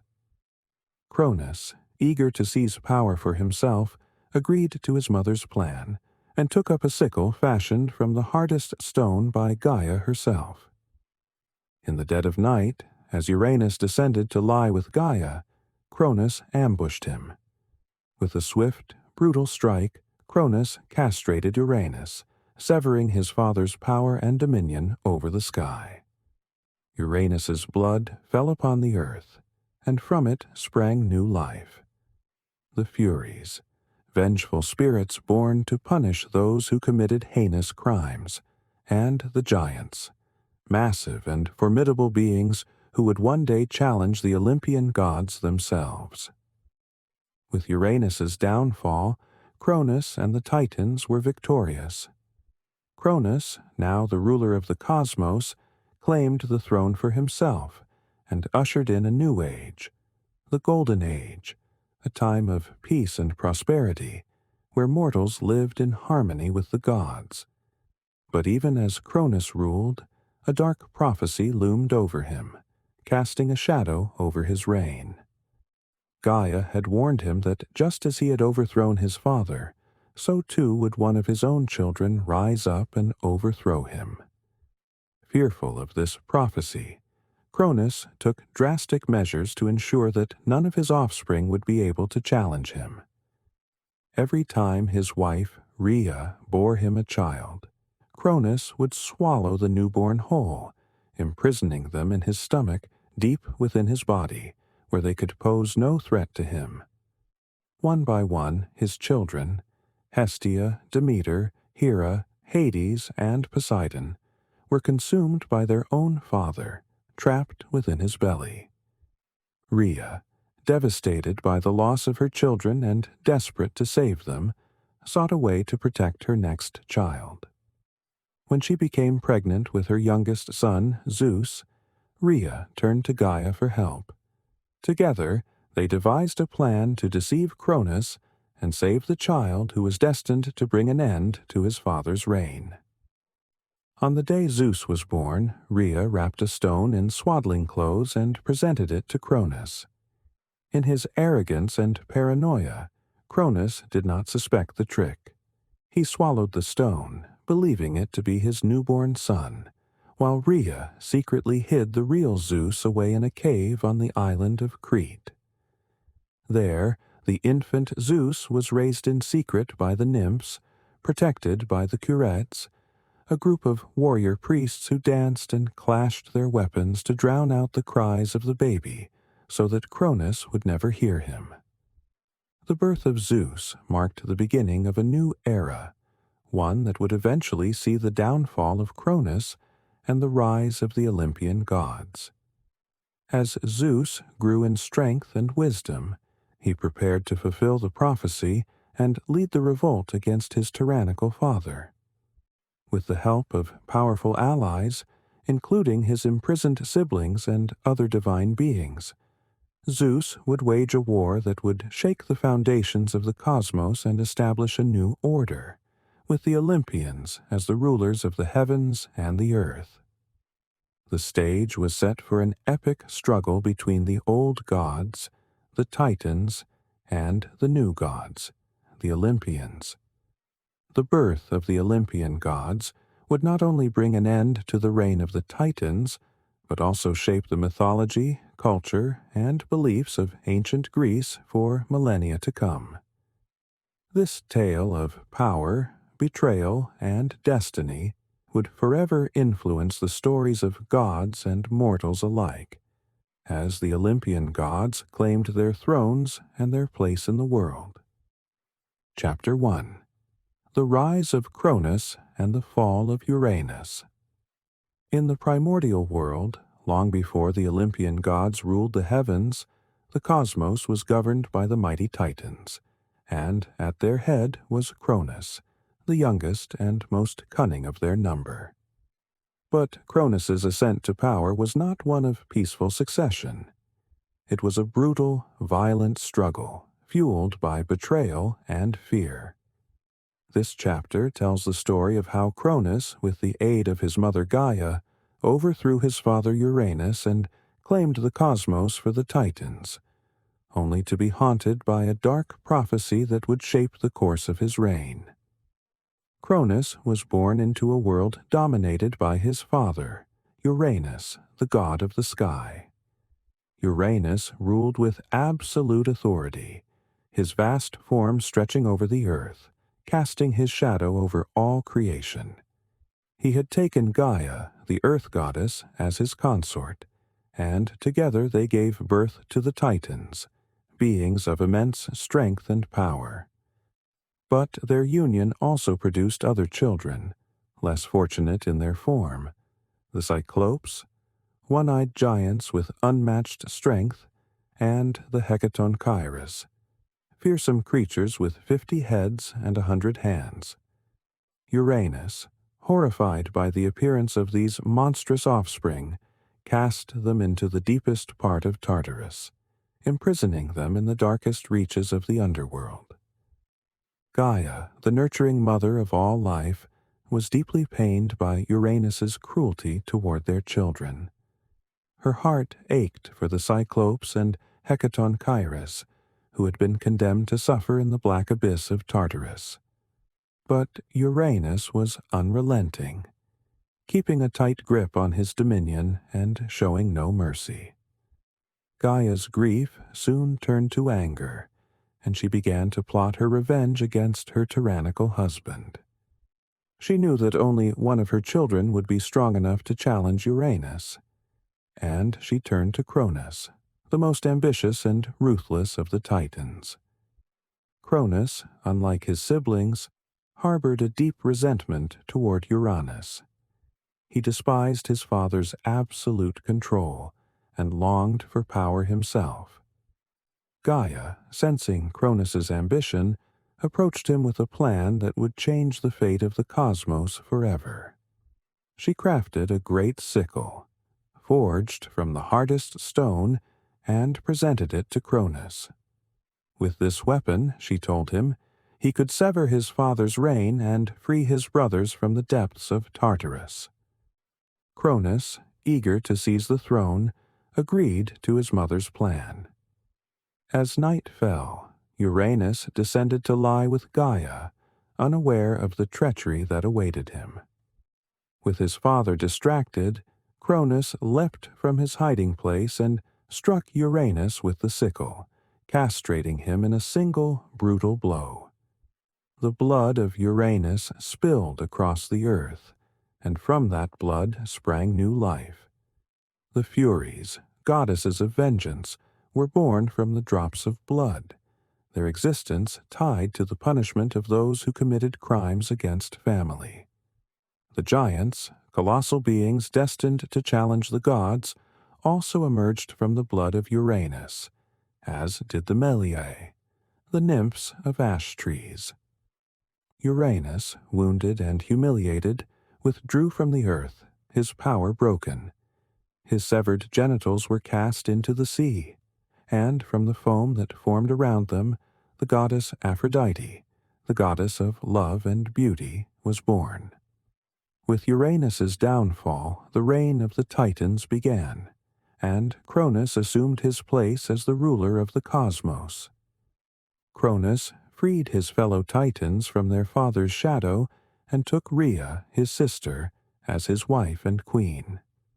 Together, they ushered in the Golden Age, a time of peace and prosperity, where mortals lived in harmony with the gods and the earth provided abundant food and resources.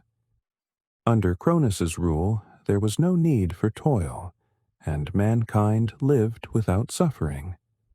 It seemed that Cronus had secured his place as the ruler of the universe, fulfilling Gaia's wishes by avenging his imprisoned siblings and deposing his tyrannical father.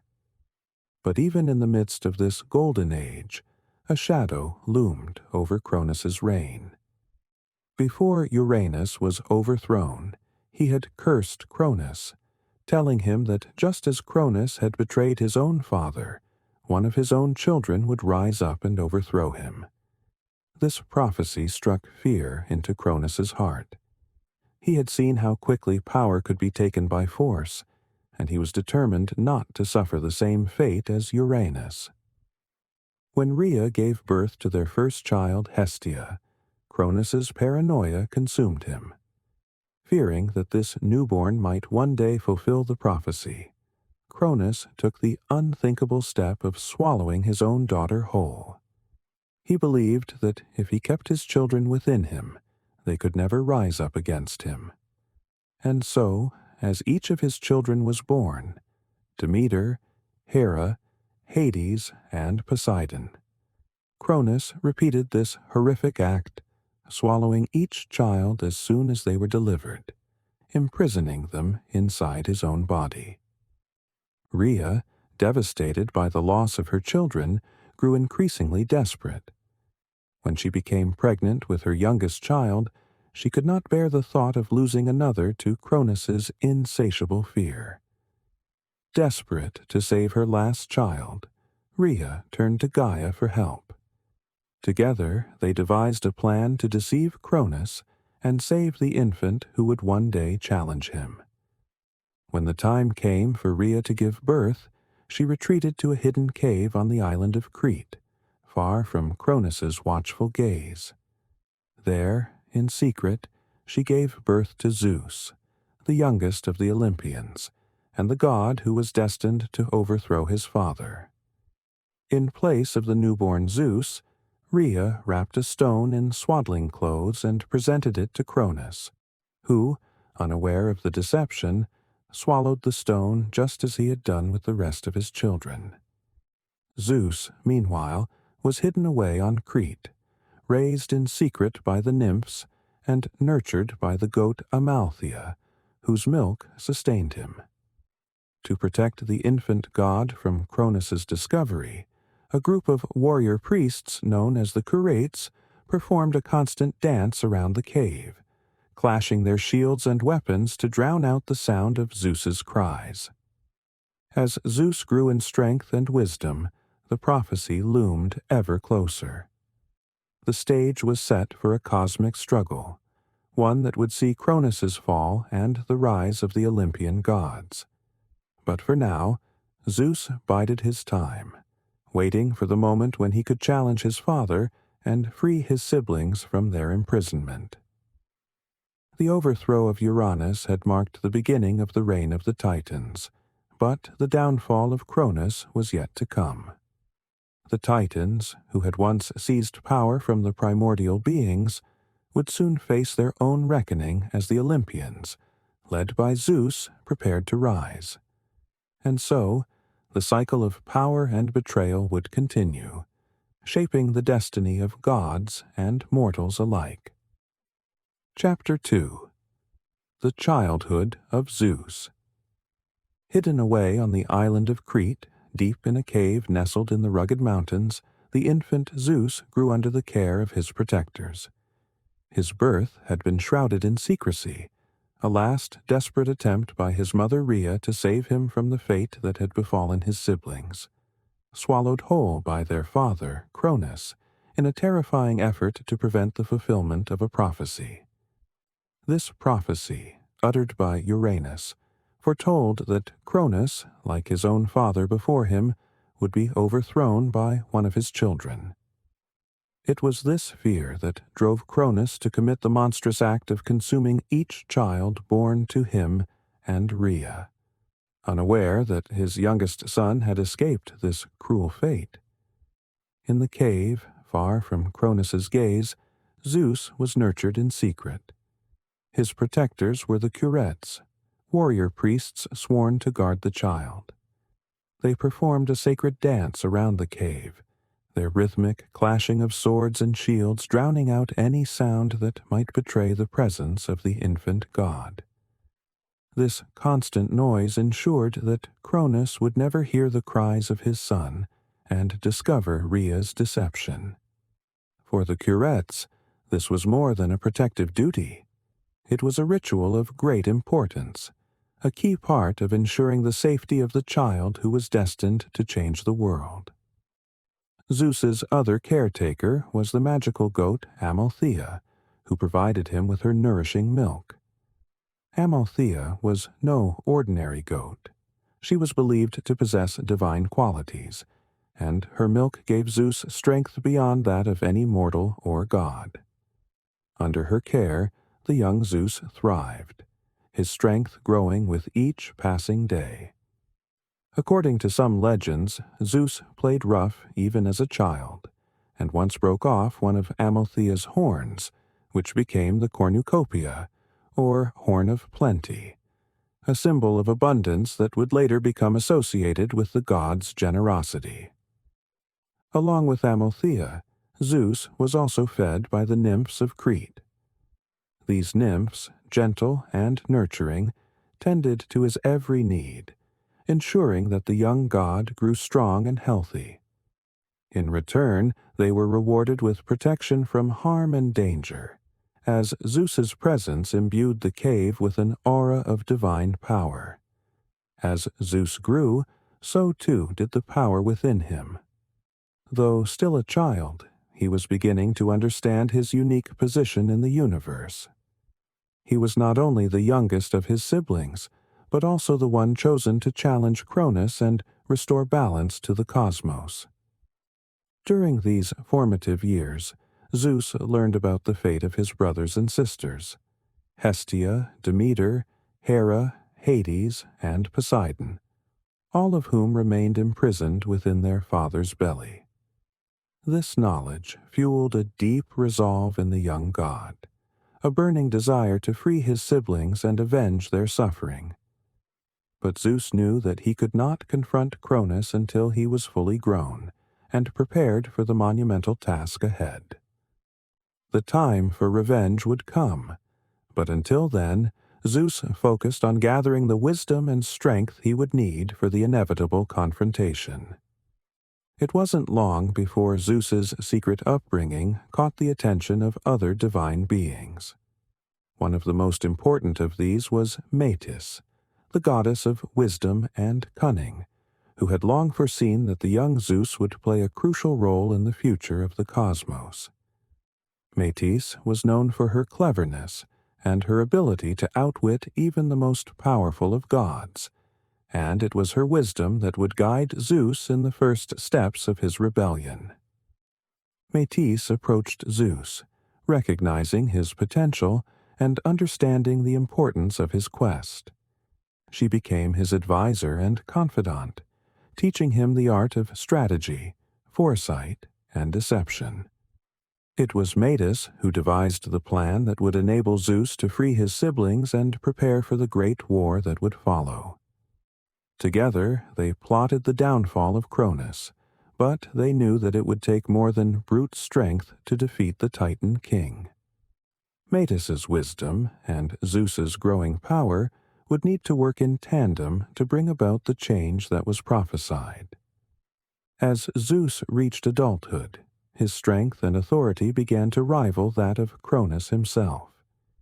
He had matured into a powerful god, one whose very presence commanded respect and awe.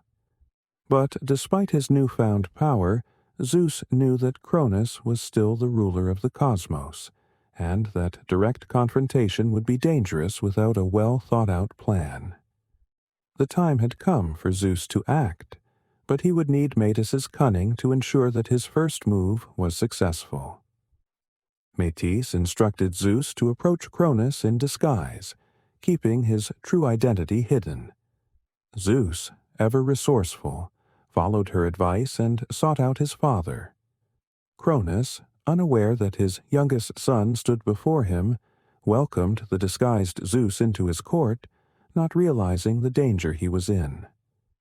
Zeus, with Metis's help, offered Cronus a drink, a potion that Metis had carefully prepared.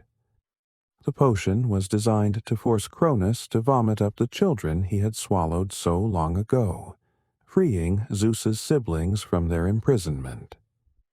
Cronus, thinking nothing of it, accepted the drink. Moments later, he was overcome by a violent sickness. One by one, the fully grown gods, Hestia, Demeter, Hera, Hades, and Poseidon, were regurgitated from Cronus's belly, each of them restored to their full strength and vitality. The joy of their release was tempered by the knowledge of the war that lay ahead. The newly freed Olympians, alongside Zeus, would now face the monumental task of overthrowing Cronus and the Titans who ruled the cosmos. With his siblings by his side, Zeus stood ready to challenge the Titans for control of the universe. The time had come to fulfill the prophecy and bring an end to the reign of Cronus. But the Titans were formidable opponents, and the war that was to follow, the Titanomachy, would shake the very foundations of the cosmos. In the hidden cave on Crete, Zeus had grown from a vulnerable infant into a powerful god. He had been guided by the wisdom of Metis and strengthened by the love of his protectors. Now, as he prepared to face his father, Zeus was no longer the child hidden away from danger. He was the leader of the Olympians, destined to reshape the cosmos and bring about a new order. Chapter 3. The Revolt of Zeus and the Olympians. With his siblings freed and by his side, Zeus knew the time had come to fulfill the prophecy and challenge the rule of his father, Cronus. But the task ahead was no small feat. The Titans, led by Cronus, had long reigned supreme over the cosmos, wielding unimaginable power and controlling the very forces of nature. To overthrow them, Zeus and the newly freed Olympians would need not only their own strength, but also powerful allies and a strategic plan. This chapter chronicles the early days of the Titanomachy, the great war between the Titans and the Olympians, and the gathering of forces that would decide the fate of the universe. The Olympians, Hestia, Demeter, Hera, Hades, and Poseidon, having spent years trapped inside Cronus's body, emerged ready for battle but knew that Cronus would not relinquish his power easily. Cronus, furious at the betrayal, immediately rallied the Titans to defend his reign. The cosmos trembled with the onset of war, as the old gods, the Titans, prepared to face their own offspring in a struggle that would determine the future of creation. Zeus, knowing that brute force alone would not win the day, sought allies who could tip the balance of power in favor of the Olympians. His first act as the leader of the rebellion was to journey to the depths of Tartarus, the darkest and most treacherous part of the underworld. There, in the abyss, Cronus had imprisoned some of the most powerful beings in existence, his own brothers, the Cyclopes, and the Hecatonchires, the 100-handed giants. These beings had been cast into Tartarus by Cronus and Uranus long ago, and their hatred for the Titans ran deep. With the help of his brother Hades, who possessed an innate connection to the underworld, Zeus descended into Tartarus to find these mighty prisoners. The journey was perilous, as Tartarus was guarded by the most fearsome creatures in existence, but Zeus was determined. He knew that the strength of the Cyclopes and the Hecatonchires would be crucial in the coming war.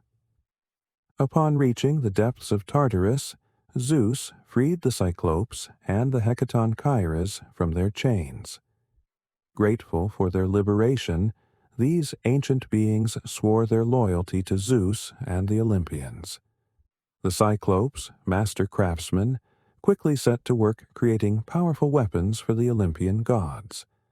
For Zeus, they forged the thunderbolts, weapons of unparalleled power that could strike down any enemy. For Poseidon, they crafted a mighty trident, capable of shaking the seas and causing earthquakes. For Hades, they fashioned a helm of darkness, which granted its wearer the power of invisibility, allowing Hades to move unseen in battle.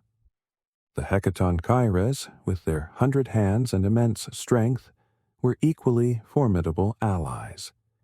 Each of these giants possessed the ability to hurl massive boulders with unparalleled speed and force, making them invaluable in the battle against the Titans. With the Cyclopes and the Hecatonchires now on their side, the Olympians were ready to confront Cronus and his forces. The war, known as the Titanomachy, began in earnest. It was a battle like no other, fought on a scale unimaginable to mortals. The earth shook, the skies darkened, and the seas roared as the two sides clashed. On one side stood the Olympians, led by Zeus, wielding the thunderbolts that could split mountains and scorch the heavens. On the other side were the Titans, ancient and powerful, each a force of nature in their own right. Cronus, though older and battle-hardened, was still a formidable opponent. He commanded the Titans with iron will, and they fought fiercely to defend their rule. Hyperion, the Titan of light, unleashed searing beams of energy, while Oceanus, the Titan of the sea, summoned great tidal waves to drown his enemies. The Titans fought not only with strength, but with the raw elemental power of the cosmos itself. The war raged on for 10 long years, with neither side gaining a decisive advantage. The battles were fought across the heavens and the earth, with both the Olympians and the Titans calling upon their respective powers to gain the upper hand. The Olympians, guided by Zeus's leadership and the wisdom of Metis, fought with cunning and precision, but the Titans were relentless, their experience and ancient strength giving them an edge in the early days of the conflict. But the tide of the war began to turn in favor of the Olympians, thanks in large part to the sheer power of the weapons forged by the Cyclopes and the overwhelming strength of the Hecatonchires. With a single throw of his thunderbolt, Zeus could shatter mountains, and with Poseidon's trident, entire oceans were stirred into violent storms.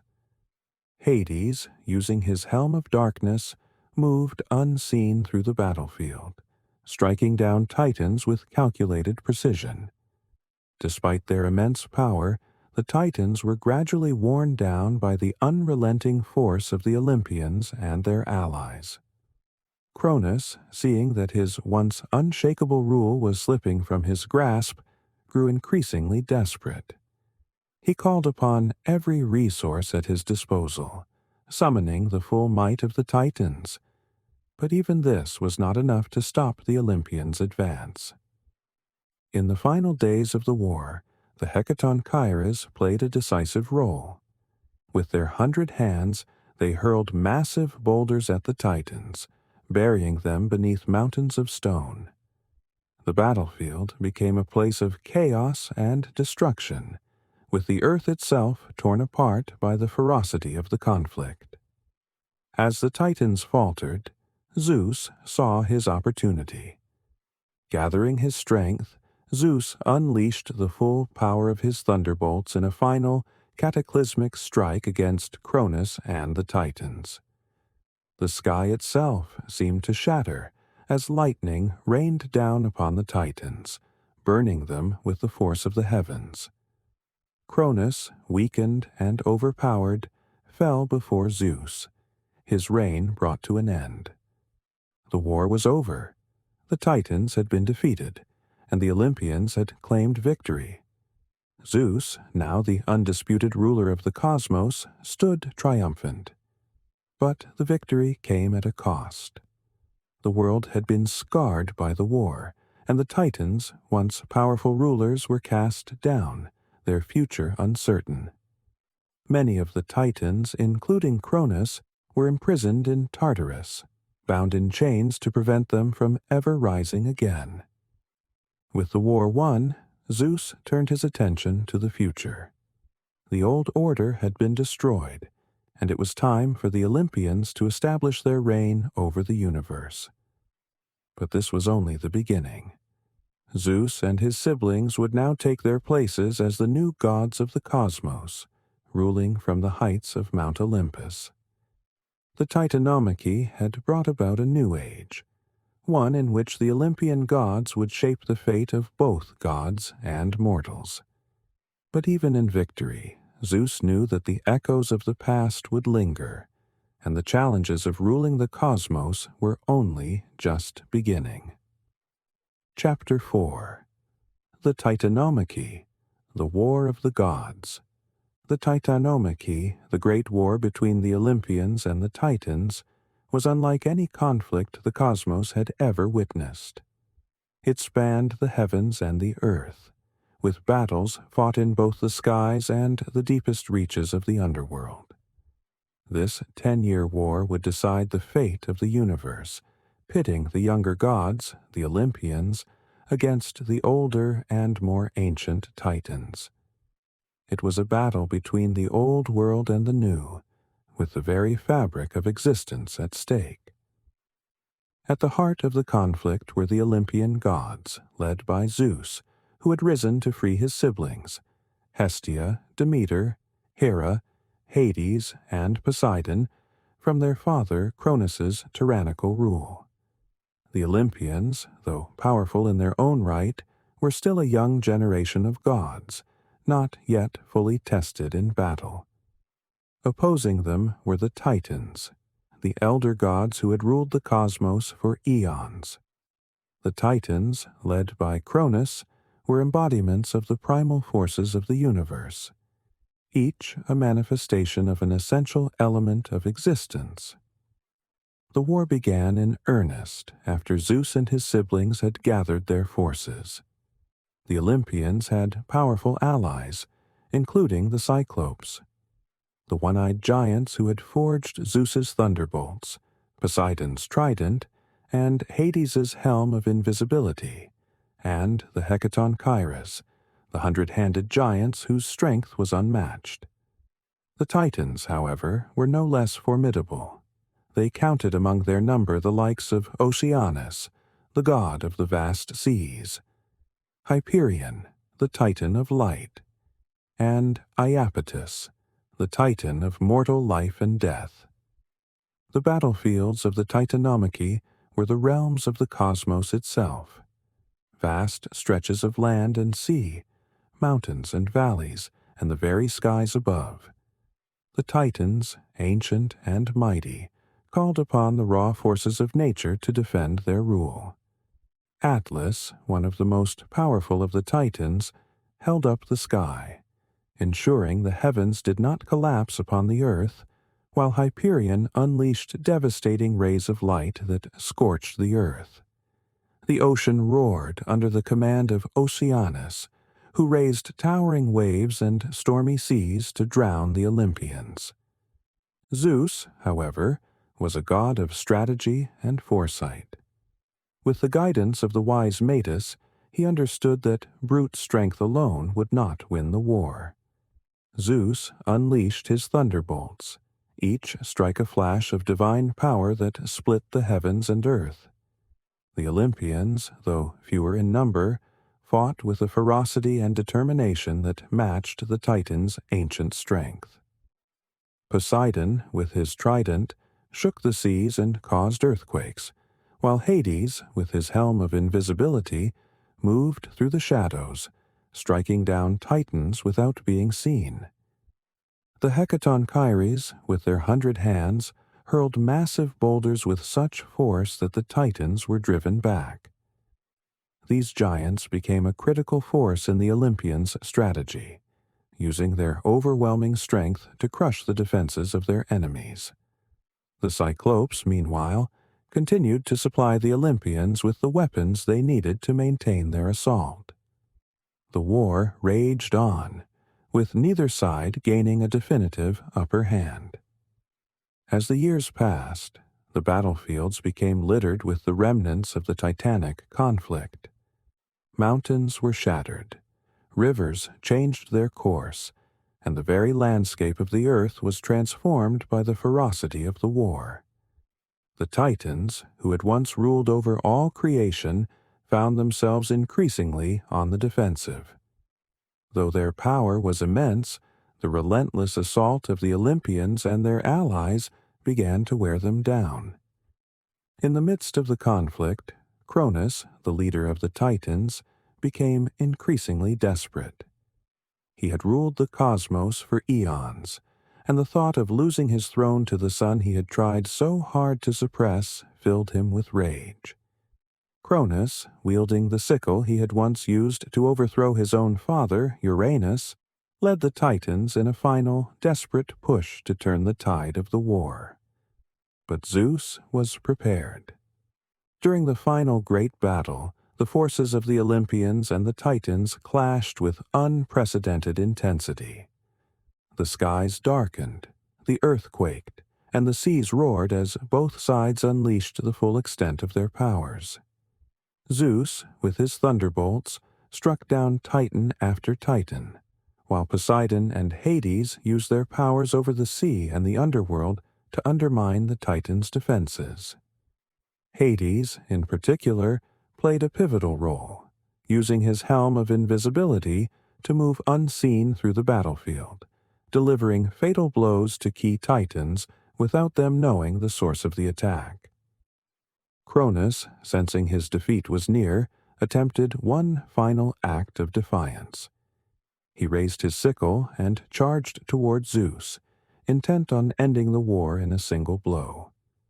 But Zeus, with the strength and power granted to him by the Cyclopes, struck Cronus with a thunderbolt so powerful that the very sky seemed to crack open. Cronus fell. His reign over the cosmos finally brought to an end. With the fall of Cronus, the other Titans were quickly overwhelmed. The war was over. The Olympians had won. In the aftermath of the Titanomachy, Zeus and his siblings stood victorious, but the cosmos had been forever changed by the conflict. The Titans, once the rulers of the universe, were cast down and imprisoned in Tartarus, the deepest and darkest part of the underworld. There they would remain for eternity, guarded by the Hecaton Kyries, whose loyalty to Zeus was unshakable. Zeus, having fulfilled the prophecy and overthrown his father, was now the undisputed ruler of the cosmos. He ascended to Mount Olympus, where he established his divine throne. His siblings, Hestia, Demeter, Hera, Hades, and Poseidon, took their places alongside him, each granted dominion over a specific aspect of the world. Poseidon was given control of the seas, while Hades became the ruler of the underworld. Hera, Zeus's sister and wife, became the queen of the gods, while Hestia and Demeter took on their roles as goddesses of the hearth and agriculture, respectively. The Titanomachy had brought about the end of one era and the beginning of another. The reign of the Titans was over, and the age of the Olympian gods had begun. But though the Titans were defeated, their legacy would live on. Their offspring and their influence would continue to shape the world, even from their prison in Tartarus. As Zeus took his place as the ruler of the heavens, the earth, and all living beings, a new order was established. The Olympians would go on to become the gods of myth and legend, their stories told for generations to come.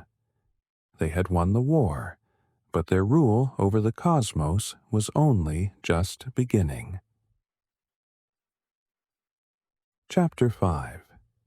The Rise of Mount Olympus and the Fate of the Titans. With the defeat of the Titans in the Titanomachy, the cosmic order had been irrevocably altered.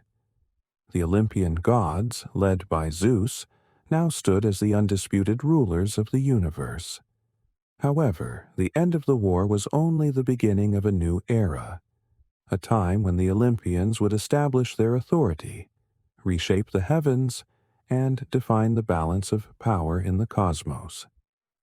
This chapter delves into the aftermath of the Titanomachy, the establishment of Mount Olympus as the seat of the gods, and the fate of the Titans, now imprisoned in the depths of Tartarus. After the final battle of the Titanomachy, the Olympians surveyed the shattered world left in the wake of the war. The cosmos had been ravaged by years of conflict, with mountains torn asunder, rivers diverted, and the sky itself blackened by the fury of the battles. The Titans, once mighty rulers, had been overthrown, their power broken by the younger generation of gods. But for Zeus and his siblings, the task was far from over. The world needed to be restored, and a new order had to be established. The first act of the victorious Olympians was to determine the fate of the defeated Titans. Cronus, their father, had led the Titans in their bid to maintain power, and now, as a vanquished ruler, he was at the mercy of his children. Zeus, though ruthless in battle, was not without a sense of justice. He decreed that Cronus and the most rebellious Titans would be cast into Tartarus, the deepest and darkest part of the underworld, a prison where they would remain for all eternity. There they would be guarded by the Hecatonchires, the 100-handed giants who had once been imprisoned by Cronus himself and now served as their jailers. Tartarus was not merely a dark pit. It was a realm of despair and punishment, a place where time seemed to stretch endlessly. The Titans were bound in chains forged from the very essence of the earth, their power stripped from them, leaving them to reflect on their fall from glory. Cronus, once the ruler of all existence, now sat in chains, his throne lost and his legacy tarnished. Other Titans, such as Hyperion and Iapetus, shared a similar fate, confined to Tartarus alongside their fallen king. But not all Titans faced such a harsh punishment. Some Titans had chosen to side with the Olympians during the war, and they were spared from the fate of their kin. Titans like Themis, the goddess of justice, and Prometheus, who would later play a key role in the fate of humanity, were allowed to retain their place in the cosmos, as they had seen the inevitability of the Olympians' rise and had chosen to support Zeus in the conflict. Their wisdom and foresight earned them a place in the new order that Zeus was about to create. With the Titans imprisoned and their rebellion crushed, Zeus and the Olympians turned their attention to the creation of their new dominion, Mount Olympus. This towering mountain, with its peak stretching into the heavens, would become the seat of the gods, their divine home, from which they would govern the universe. Mount Olympus was not just a physical location. It was a symbol of the Olympians' victory and their divine authority. From the lofty heights of Olympus, Zeus and his siblings could watch over both gods and mortals alike, ensuring that the balance of power in the cosmos remained in their hands. Zeus, as the ruler of the Olympians, took his place on the grand throne at the center of Mount Olympus, his authority established through his victory in the Titanomachy. His throne was made of gold, reflecting his status as the king of the gods, and from here he would issue his decrees, govern the universe, and maintain order. But Zeus was not a solitary ruler. He shared power with his siblings, each of whom took on important roles in the new cosmic order. Poseidon, the god of the sea, was granted dominion over all the oceans, rivers, and lakes. With his mighty trident, forged by the Cyclopes, Poseidon had the power to stir the seas and cause earthquakes. His realm extended across all the waters of the earth, and his authority was uncontested in his domain. Poseidon's throne on Olympus reflected his mastery of the oceans, and his influence was felt in every storm that swept across the seas. Hades, the god of the underworld, was given control over the realm of the dead. While he did not reside on Mount Olympus with his siblings, Hades was still a powerful and feared deity. His kingdom, located deep beneath the earth, was the final resting place for mortal souls. Hades ruled the underworld with a stern but just hand, ensuring that the dead remained in their place and that the natural order of life and death was maintained. His helm of invisibility, gifted to him by the Cyclopes, allowed him to move unseen both in the underworld and in the mortal realm. Hera, Zeus's sister and wife, took her place as the queen of the gods. She became the goddess of marriage and family, her influence extending over the domestic sphere and the lives of mortals. Hera's throne on Olympus was one of beauty and power, reflecting her status as the mother of gods and the protector of women. Though her relationship with Zeus was often strained by his infidelities, Hera's authority as queen was unquestioned, and she held a place of honor among the Olympians. Demeter, the goddess of agriculture, was granted control over the fertility of the earth and the growth of crops. She became the deity responsible for the seasons and the harvest, ensuring that mortals had food to sustain themselves. Demeter's influence extended over the cycle of life and death in nature, and her power was felt in every grain that grew and every flower that bloomed. Her throne on Olympus was surrounded by symbols of fertility and abundance, marking her as the giver of life to the mortal world.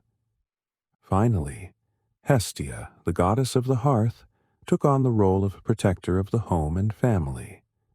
Her domain was the hearth fire, the center of domestic life for both gods and mortals. Hestia's presence on Mount Olympus was one of quiet strength, and while she did not seek power or glory, she was revered for her role in maintaining the peace and unity of the gods. Her influence was felt in every household, where the fire that burned in the hearth was a symbol of her protection. With the Olympians established as the new rulers of the cosmos, the world began to heal from the devastation of the Titanomachy. The scars of the war slowly faded, and the earth, sky, and sea returned to their natural order. Mortals, who had long suffered under the rule of the Titans, now looked to the Olympians for guidance and protection. The Olympians, from their thrones on Mount Olympus, watched over the world, ensuring that the balance of power remained in their hands. But even in their victory, the Olympians were not free from challenges. The prophecy that had shaped the fate of Uranus and Cronus would continue to echo through the generations. Though Zeus had overthrown his father and established a new order, he knew that his own rule was not guaranteed to last forever. The cycle of power, betrayal, and rebellion was as old as the cosmos itself, and the Olympians would have to remain vigilant if they were to maintain their grip on the universe. For now, however, the reign of the Olympians had begun. Mount Olympus stood as a beacon of divine authority, its peak reaching into the heavens, where the gods ruled over all. The Titans, defeated and imprisoned, had been consigned to the past, and a new age of gods had dawned. The story of the birth of the Olympian gods is one of power, betrayal, war, and ultimately the triumph of a new order over an old, decaying one. It is a tale deeply embedded in ancient Greek mythology, representing the eternal cycles of creation and destruction, authority and rebellion, that govern both gods and mortals alike. From the primordial chaos to the rise of Zeus and the Olympians, this myth speaks to the human understanding of the universe as a place governed by shifting forces and the unrelenting desire for balance. The myth begins with Gaia and Uranus, the primordial beings from whom the Titans were born. When Uranus was overthrown by his son Cronus, the first major shift in cosmic power took place. But Cronus, like his father before him, could not escape the prophecy that foretold his own downfall. Fearful of his fate, Cronus swallowed each of his children as they were born, hoping to thwart destiny. However, his youngest child, Zeus, was hidden by his mother, Rhea, and raised in secret on the island of Crete. Zeus grew into a powerful god, and with the guidance of the wise Metis, he freed his siblings, Hestia, Demeter, Hera, Poseidon, and Hades, from Cronus's stomach. Together, the Olympians declared war on Cronus and the Titans, leading to the Titanomachy, a great battle that lasted 10 years. Zeus gathered allies, including the Cyclopes and the Hecatonchires, whose strength and craftsmanship proved crucial to the Olympians' victory. Armed with thunderbolts, tridents, and invisibility helms, the Olympians overpowered the Titans, casting them into the abyss of Tartarus. With the Titans defeated and imprisoned, Zeus and his siblings established their new rule from the heights of Mount Olympus, creating a new era of divine governance over the cosmos. Zeus, as the king of the gods, ruled the skies and the heavens, while Poseidon controlled the seas, and Hades ruled the underworld. Hera, Demeter, and Hestia each took on important roles, governing aspects of life such as marriage, agriculture, and the hearth. From Mount Olympus, the Olympians watched over both gods and mortals, ensuring that the new order would be maintained. Yet, the story of the Olympians is not just about victory and dominance. It is also about the continuing cycle of power. Zeus, like Cronus and Uranus before him, would eventually face challenges to his rule, as foretold by the same cycles of prophecy and rebellion that had shaped the cosmos from the beginning.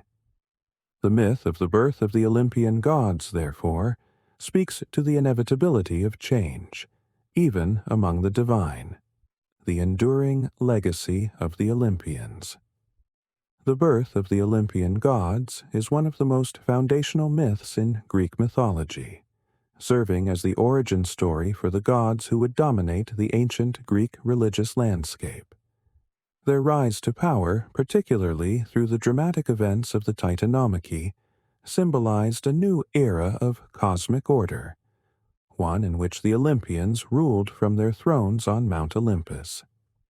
Zeus, the youngest of the gods, and the one destined to overthrow his father, became the most powerful deity, symbolizing leadership, justice, and divine authority.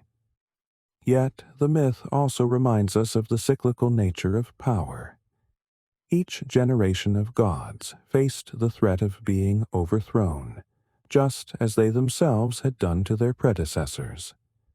This cycle reflects the ancient Greeks' understanding of the world, one of constant flux, where even the mightiest can fall, and where order must be continually maintained through wisdom, strength, and cunning. The Olympians' rise also highlights the relationships between the gods themselves, their alliances, rivalries, and struggles to maintain balance in the universe. The myth is filled with moments of heroism, strategy, and wisdom, particularly in Zeus's decision to free the Cyclopes and Hecatonchires, whose aid helped secure the Olympians' victory.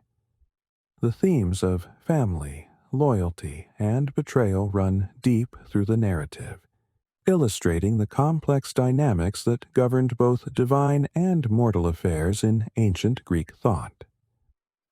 As the Olympian gods took their place on Mount Olympus, they became the rulers not just of the heavens, but also of the human world, shaping the fates of mortals and influencing every aspect of life.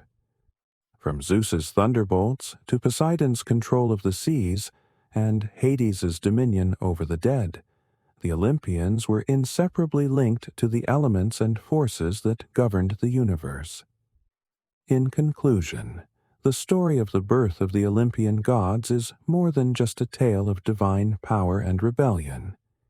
It is a reflection of the ancient Greek worldview, where change and conflict are constant, and where even the gods must navigate the complexities of power and prophecy. The legacy of Zeus, Hera, Poseidon, Hades, and the other Olympians would endure for centuries, shaping not only religious practices but also the literature, art, and philosophy of ancient Greece. Their myths, filled with both grandeur and tragedy, continue to captivate the imagination, reminding us of the timeless themes of power, destiny, and the forces that govern the cosmos.